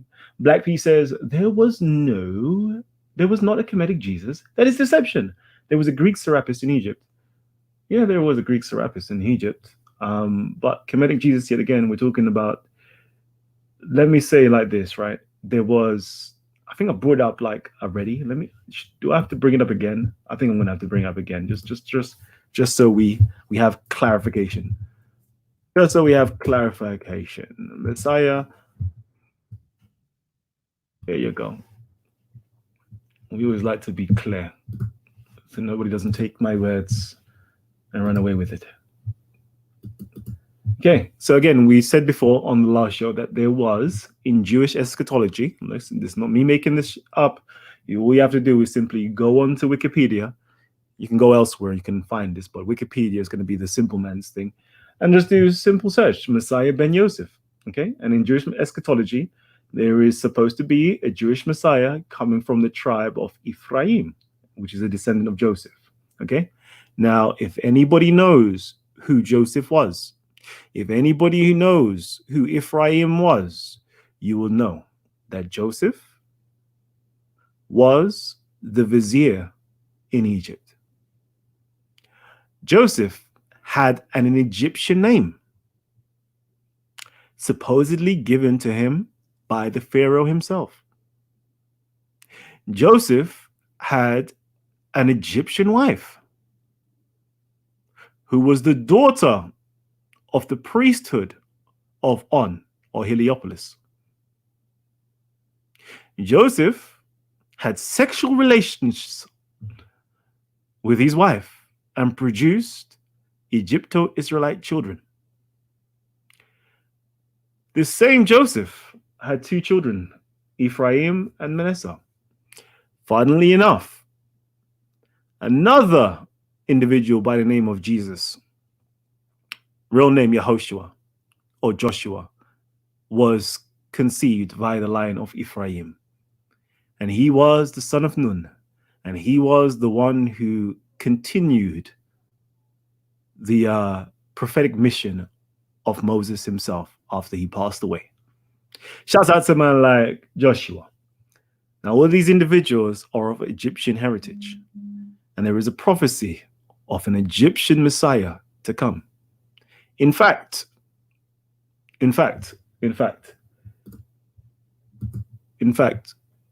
the Jewish Josephus makes mention of 30,000. Now, according to this number, 30,000, remember this number, 30,000, okay?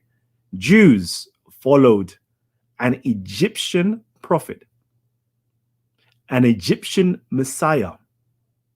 Why did they do this thing? Because they were expecting an Egyptian Messiah and prophet to come, who was known as, well, technically speaking, he was known as Yehoshua ben Yosef, but he was known as the Messiah, the son of Joseph. Now imagine this. Imagine this. Jesus was able, according to Paperboy, a very low estimate, I'm pretty sure it's higher than that, was able to accomplish 120, at least 120 followers. This particular Egyptian Messiah was able to accomplish 30,000. 30,000. Just picture that number. Some of us went to school. We had like 1,000 people, 3,000 people in our school. Some of us have been to like, a concert. I was at the Apollo the other day. Hammersmith, that was 3,000 people. That was a sea of people. Imagine a football match now. Let's just say that's 30,000 people in that audience was following this one Egyptian Jewish Messiah. It's clear that there was a prophecy that the Jews recognize of this Egyptian Messiah to come, who would be just like Moses and will come with signs, miracles. I like to choose the word magic, but one person's miracles is another person's magic, and another person's magic is another person's miracle. We find that in the New Testament. So we understand that, at that time, there was expecting of a Jewish Messiah. The Jews themselves record in the Talmud that this Jewish Messiah was said to be, or thought to be, Jesus himself, sorry, this Egyptian Messiah was thought to be Jesus himself. It's not Kalam making this up. It's what the scholars of today are saying. It's also what the Jews are saying. It's also what the historians are saying. Not me. Please don't put this on me that Kalam is making it up. I'm just giving you information that you lot won't ever hear about, because secretly, I think academia and religion, there is a tad bit of, I don't know, racial blindness. Anything to do with Africans or Egyptians, they kind of keep behind. But anything else that says something different, they'll put that in the forefront. But let's learn about the African things today. That's what Kalam is here for. We're going to start learning about the African version of nascent Christianity. We're going to start bringing that stuff forward. We're going to stay away from the Salafi Christianity that we know about so greatly today, called Orthodoxy and Protestants and so forth. And we're going to speak about the records that we do have in our hand, the practices that the Christians were doing during the 1st century and the 2nd century AD. Oh my goodness. It's going to be so beautiful when we start bringing out that information. Some of you will be shocked at the information that we have to bring. But find out next time on Titans TV. Talk to me, family. Am I talking to myself? Talk to me, family. Yes, brother. Nah, that's big, man. And it's true. Do you know what? It's funny, yeah, because I look at the comments and people, I can see, I don't know whether it's Christians or it could be Christians or they might not be, but it's true what you're saying. It's like people, when you're describing or you're explaining things, people seem to think that it's you coming up with this information. I don't know what it is, but it's clearly you're putting information saying that this is what these are what Jewish scholars and historians and all these people are saying. What all you're doing is just bringing the information to light so people can see for themselves. Do you know what I mean? They can go and type this up when the show's done. You could go and type up the same thing, Messiah ben Joseph, and go and look and do the research and see what people are saying about it. Do you know what I mean? So then at least when the brother Kalam comes live and he's speaking about it again, you can go, oh yeah, I see what he was talking about. And maybe you might have some questions that you might want to throw in. Don't just all of a sudden say, oh no, who's this Egyptian Jesus? What miracles did this Egyptian Jesus do? Because you're still sounding confused. Come on, this is simple English. It's not hard. It's not difficult. Come on, it's 2020 now. Please don't tell me we've still got 1950s or back in the AD thought processes. Do you know what I mean? The brother Kalam is simply bringing information. Yeah? The information is there. It doesn't say written by Kalam. It doesn't say written by the medicine man. It doesn't say written by Paperboy. It doesn't say. It says it's coming from Jewish scholars and historians talking about Messiah ben Joseph. Now, it's only for you, the masses, the people that's in the comment section, that's very interested, to go and do the research and go and look it up. Just go and do it. That's all. It's not hard. It's free. do you know that's the funny thing about it? It's free. Please, man, please. Trust me. I love this, man. It's good. It's good information, brother. Keep it coming. Let's go.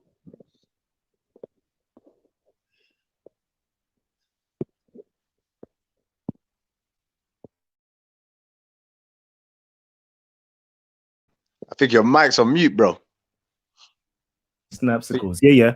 So yeah, it's literally we got 6 more minutes left. I don't want to go past 11 o'clock. All right, I really don't. So if you've got anything to say, please, the link has been shared. Just check below in the comment section.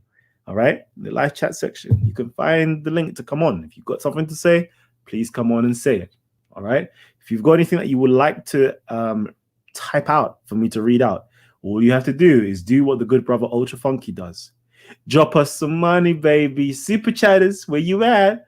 Okay, just drop us some super chat and we'll read out your comments. So for right now, we've got a super chat from Ultra Funky. You know, he increased the volume.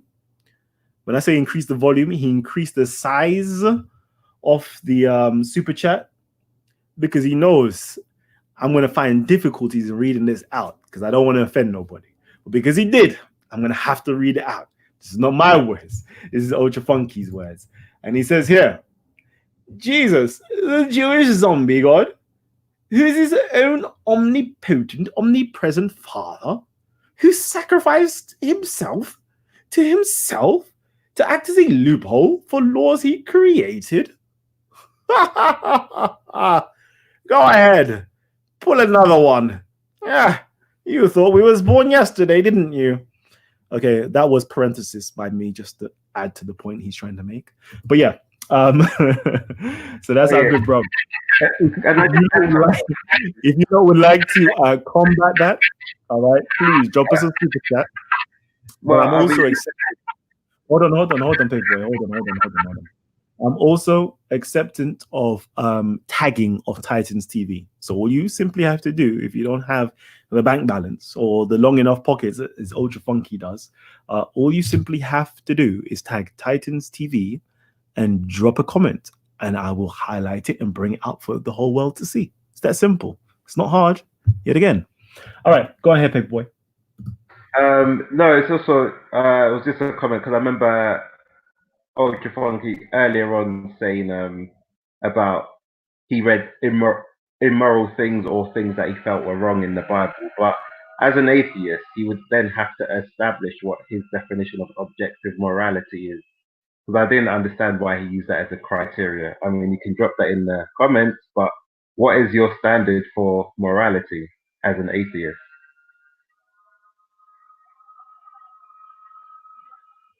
All right, and we keep it moving. Anybody else would like to have any more inputs whilst we're waiting for that?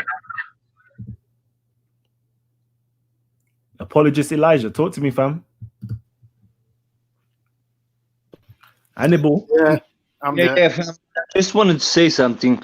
I think one of the strongest reason why I would believe that Jesus Christ was real is because the biggest empire at that time in the world was the Roman Empire, and they actually converted to Christianity. Now, if this was not authentic, then I think they could have discredited it, and they could have destroyed the whole movement. But because it was authentic, they could not. So what did they done? They subverted it, and they took on the movement, and they become Christians. So I think that's a big reason for me to believe that Christ was real. Family.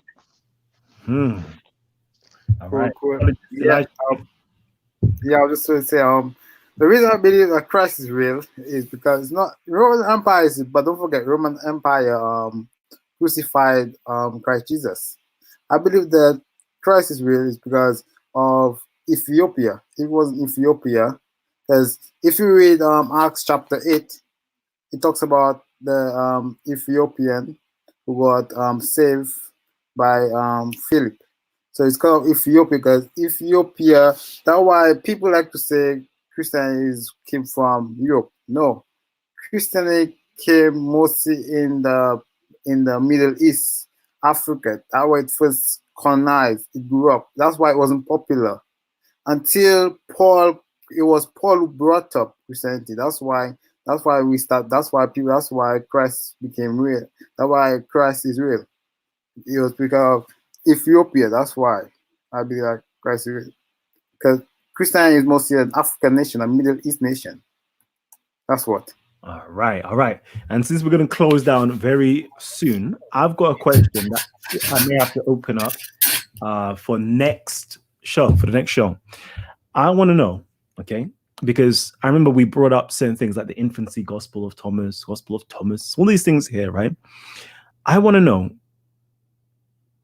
this, okay? This is my question. I want to know about the biblical canon. This is really what it's about. It's about the biblical canon. And why do the majority of Christians do not accept apocryphal work? Rather, they only accept that which is inside of the New Testament. Can you give me your reasoning behind it? And I want to open it up. Like, will you start to rethink about this? Because of course, if somebody's opinion, okay, has authorized these works to be authoritative over Christians. You didn't authorize these works to be authoritative over you, but somebody else did. Okay. So hold on. There is a major point here. Let me just double check my thought pattern because it's late at night right now. So my question is this, right? Why do you accept that which is written in the New Testament right, over the other books, the other gospels that are written, some of them before the New Testament work? Why do you don't accept them, but you accept those ones that's inside of the New Testament? That's my question. And also, because of course the New Testament writers, right, never like really thought that there was going to be in a canon or a book. They were literally just writing letters, like the epistles of Paul's. They were just simply letters to, different churches. They weren't meant to be, scripture as such.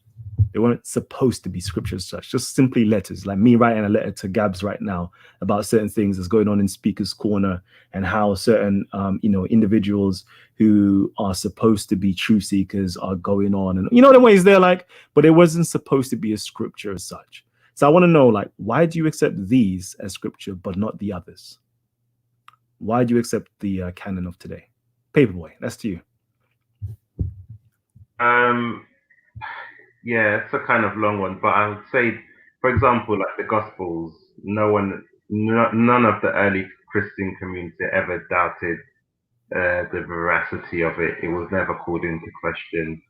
So the short answer would be like some of the Apocrypha, and just to correct you, because I wouldn't say it's the majority of people that believe just in, well, it depends if you're defining like the 66 books, because obviously you have Catholics and stuff who are still a larger aspect of like Christianity. But I would say these were the books that weren't necessarily disagreed with. Certain books earlier on maybe have, like through the church fathers and stuff, they discussed them. But for example, like the Gospels were never ever disputed. Even writings like Paul and stuff, I wouldn't say they weren't necessarily intended for some sort of scripture, because I think it's in Peter, I might be wrong, but refers to kind of Paul's writings as well. So I think people did see these things as sort of authoritative earlier on. So yeah, I don't know if that answers your question, or if I would have to quickly correct you and say a lot of early Christians did reject various different gospels. Yeah, like Revelation. Say that again. Yeah, they did. Yeah, they rejected various different gospels. Not the four gospels though. Oh yeah, they did, and they rejected certain things inside of the four gospels as well. So, for example, you have Tatian. Tatian. Okay. Tatian. He didn't. He wrote the Dicasteron, which is basically the four gospels. He put the four gospels together, but he rejected the genealogy of Jesus Christ in Matthew and Luke. And then afterwards, you had another church father or bishop who kind of, said, you know what, this is an abomination. This is going on, but it's a long one. I'll bring up it for you. So yeah, some of them, they rejected it. Others, like Marcion, there's a lot of echo. For example, Marcion, he was the first to actually canonize, canonize certain scriptures within inside of the New Testament, and he rejected most of the Gospels, actually. I think the only Gospel that he recognized was Luke, and I think a heavily redacted version of Luke at that.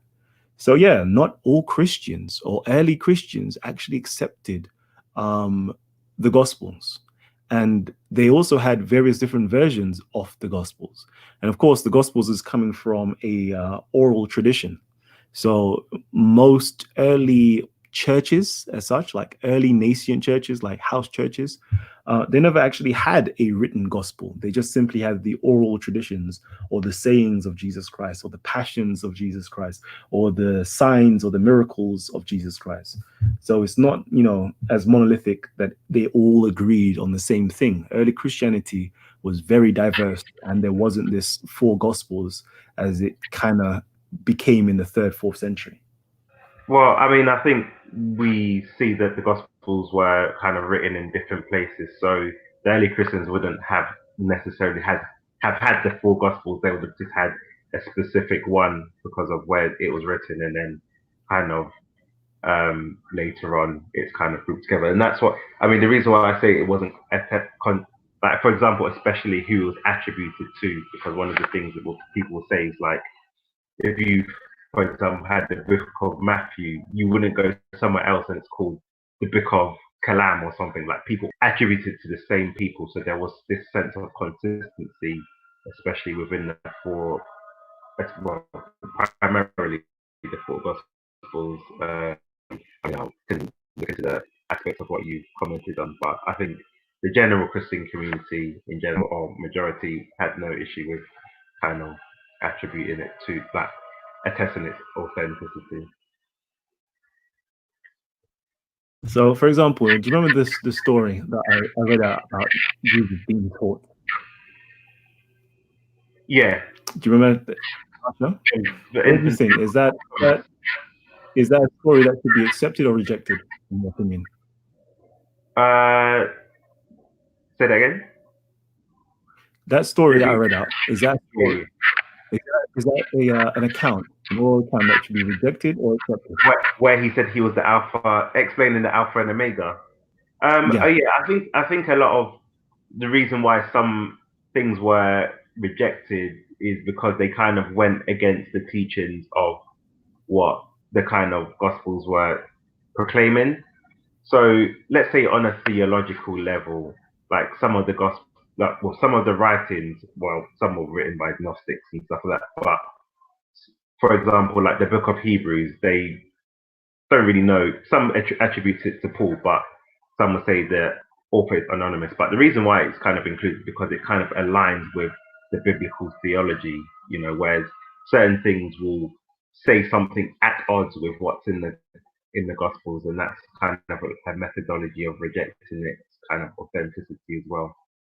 So I'm not sure what grounds the Gospel of Thomas was rejected, but I think if it's not accepted as a whole, then Christians would accept it maybe as a historical references, but not necessarily authoritative. All right. So I don't know. I'm gonna have a hope of actually open up Christian to reading more than just what's written inside of the New Testament. Hopefully we can do that. Let me mute everybody's mic. Let me just speak on something. Yeah, go ahead. I'll just say the Gospel of Thomas and them was, because the Gospel of Thomas and others' Gospel was not in the four Gospels, because those Gospels weren't preaching like the divinity of Christ, because the four Gospel talks about the divinity of Christ, that Christ is God. But the other Gospels, those Gospels weren't talking about the divinity, what Christ's main purpose. That's why they were removed from the from the main four canons of the Gospel. That's why the Christians, not the one, but most all Christians removed those Gospels. That's why it was the divinity of the Christ. That's why they were removed. It's also like the Apocrypha too. The Apocrypha came from the Roman Catholic state to accept it, but the Apocrypha also was removed because the Apocrypha had witchcraft, voodoo, praying to the dead, worshiping dead idols. And you know, the Catholic, if you go to Catholic Church, you get that. You get that. But that's why the Reformation came and broke away from that, because they realized that was evil. That's why the Apocrypha was removed from the Bible, because they wanted that. That's why. All right, let me say this. I believe it was the 3rd century. I need to just quickly double check on a lot of these things. Basically, there was one church father, one bishop. He basically put forward the arguments of just there being 4 pillars in heaven, on earth, and so forth, that holds earth, heaven from the earth, and so forth. So too shall the Orthodox Christianity have 4 gospels alone to hold up our faith. And that was literally the reason why we've only got 4 gospels. They know about the 30 other gospels there are, but because of this idea of the number 4 being a very sanctified number, that's the only reason that we only know about those 4. But the early church fathers, they knew about these other gospels. They indeed even quoted these other gospels because they believed in these other gospels or these other oral stories, funnily enough. But we don't get taught this. And in terms of the Apocrypha, again, the New Testament quotes quite heavily from Apocryphal work. For example, it quotes quite heavily from the books of Enoch. A lot of the Christian theology is coming from the book of Enoch. But today, we don't have a clue about the book of Enoch, or even the stuff that's inside of the Qumran texts. We don't have a clue about it. But the early Christians seem to be of a lot of them seem to have an Essene flavor to them. But we don't know these stuff. And again, I'm going to say, hopefully on here, we're going to start opening up a lot of these ancient texts to our Christian brothers and sisters, for them to start reading and start thinking more critically about their religion, about their faith, and hopefully will enhance their faith as well. We're not trying to detract from your faith. We're trying to enhance your faith, to have some real critical information, some real historical information, some real academic information at or inside of your arsenal. So anytime somebody asks you a question, you be well prepared. We're trying to prepare you, for Jesus is near, and we're here for his preparation. Narrow is the road, but wide is the gate. No, I'm joking. Let me start catching joke with you guys. I'm just catching joke. Allow me. So yeah, medicine man. What are you saying, G? Any last closing words? Because we should have been finished by now. No, just me talking to myself. All right, say no more, medicine man. I'm gonna catch you. All right, Paperboy. No, sorry, Annabelle. What are you saying? Yeah, big show, man. I really have enjoyed the show today, and we need to get more into the historical facts, into Africa's spirituality, and how it's all connected. Because we're doing this thing. What has been happening is it's all been Europeified, so that means it's been Hellenized, and we need to change that. We need to bring it back to the roots, which is Africa, so I'm looking forward to the upcoming shows. Jeez, indeed. And yeah, somebody was speaking about Gnosticism as like it's an evil word type of vibe. Again, it's only because of the Christian Salafism. Do you think Gnosticism is bad?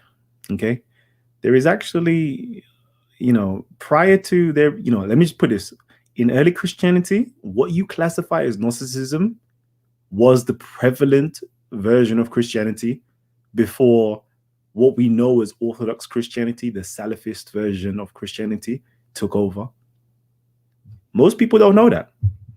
It's Gnostic Christianity that was the major thing. That's how the religion spread, not the Orthodox version. Most people didn't have a clue about that Orthodox version, just to put it out there. And again, you have people like Paul. There's a big book written about Paul. I think it's called, what's it called? Paul and Gnosticism. Let me see if I can find it. I don't even know. Anyways, we'll find it another time. But yeah, Paul, he himself said he has a lot of Gnostic teachings, or can be read Gnostically, and was very much so influenced by the Egyptian Alexandrian allegorical school of thought itself. So don't close your eyes on Gnosticism, B. Because Jesus said, "You shall know the truth." Hold on. Hold on. Before you disagree with that, like there is not more Gnostic teaching than this written in the Bible. Ye shall know the truth, and the truth shall set you free. There is what? You can't be more Gnostic than that. God damn. But anyways, our Paperboy, quickly. Yeah, say something. Because we're gonna close, I couldn't let you close on those falsehoods, so we have to correct them. Because I think the Bible also attempts to combat Gnosticism, where they kind of attributed different things to Christ. So, for example, even the Gospels, where you see the disciples touching the hands of Christ, was so they show you it's bodily, because some of the Gnostics would argue that it was some sort of spiritual form, or the crucifixion and resurrection wasn't like bodily. So there's actually polemics against the kind of Gnosticism within the Bible. So I mean, if you've got another time, I can bring out the passages as well where kind of even Paul kind of makes arguments against Gnosticism. I'm with you. Let me. I love to share information. Let me share some information to the family. Can you meet your mics, please? Yeah, we're getting echo, family. Can you mute up? Yeah. Yeah. Let me do this, because I know most of us, we don't get taught this stuff. Yeah. Let me just show you what was going on. This is what Tertullian calls Paul. Man like Tertullian. For those who don't know who Tertullian is, he was basically one of the most prolific early Christian authors from Carthage. Yeah. Anyways, he says this. He calls Paul the apostle of the heretics. Imagine that. Because Paul's writings were attractive to Gnostics and interpreted in a Gnostic way, while Jewish Christians found him to stray from the Jewish roots of Christianity. In 1 Corinthians, Paul refers to some church members as having knowledge. James Dunn claims that in some cases, Paul affirmed views that were closer to Gnosticism than to proto-Orthodox Christianity. According to Clement of Alexandria, the disciples of Valentinus said that Valentinus, was a student of a certain Theodorus, who was a student of Paul. Imagine that. One of the biggest Gnostics was from the lineage of Paul, one of the students of Paul's students. Anyways, let's continue. And Elaine Pagels notes that Paul's epistles were interpreted by Valentinus in a Gnostic way, and Paul could be considered a proto-Gnostic as well as a proto-Catholic. Wow. This is not Calam's word saying this here, just saying it real quickly. This is what the academics and even Tertullian, who is, one of the early church fathers, is saying. This is not my words, right? I don't make these claims. I just simply bring it. I'm just the revealer. Reveal that which has been hidden to the layman. Anyways, many Nag Hammadi texts, including, for example, the Prayer of Paul and the Coptic Apocalypse of Paul, consider Paul to be the great apostle. The fact that he claimed to have received his gospel directly by revelation from God appealed to Gnostics, who claim Gnosis from the risen Christ. The Nicaeans, Cainites, and Valentians refer to Paul's epistles. Timothy Freck and Peter Gandhi, have expanded upon this idea of Paul as a Gnostic teacher, although the premise that Jesus was invented by early Christians based on an alleged Greco-Roman mystery cult has been dismissed by scholars. However, his revelation was different from the Gnostic revelations. So yeah, just putting it out there real quickly, just giving you a quick Wikipedia stuff on Paul and Gnosticism. Paul, for most scholars will say he was pretty much one of the earliest Gnostics. But that's going to be a story for another day, and I can't wait for Paperboy to bring out his information, because of course the New Testament, all right, the writings of the New Testament is not what people would simply call holy scriptures, but they're also propaganda work. They're also apologetic works. They're also polemic works. They're also got preaching and teachings in there. It's a whole mixture of things, because the early Christians were battling, most fundamentally, early Christians. And there was a diverse opinion in early Christianity. And you definitely will find in early Christianity them battling each other. So it's going to be beautiful to bring out this information that most people don't know nothing about. Most people don't know that Christianity and Islam has so much in common. Why do I say this? Early Christians had loads of hadiths, meaning loads of oral traditions and oral stories and traditions that were passed on amongst each other. And then they themselves had to start vetting out this information, saying, oh, that's sahih, that's da'if, that's rejected, that's makruh, this is... My Muslim brothers, they'll get what I'm saying. But yeah, it's very interesting. So it's that time now that we start digging into early Christianity, just the same way we dug into Islam and early Islam to find out the truth behind Christianity. And let's see if we can all do that together in harmony and in love and in peace and in joy and in jest. But for me, I'm signing out. This has been Titans TV with my good brother, Paperboy, apologist Elijah, man like Hannibal, medicine man, ultra funky, and why so religious. Amen. Peace. See you guys on. Amen. Big up Titans TV all day long. Cheers.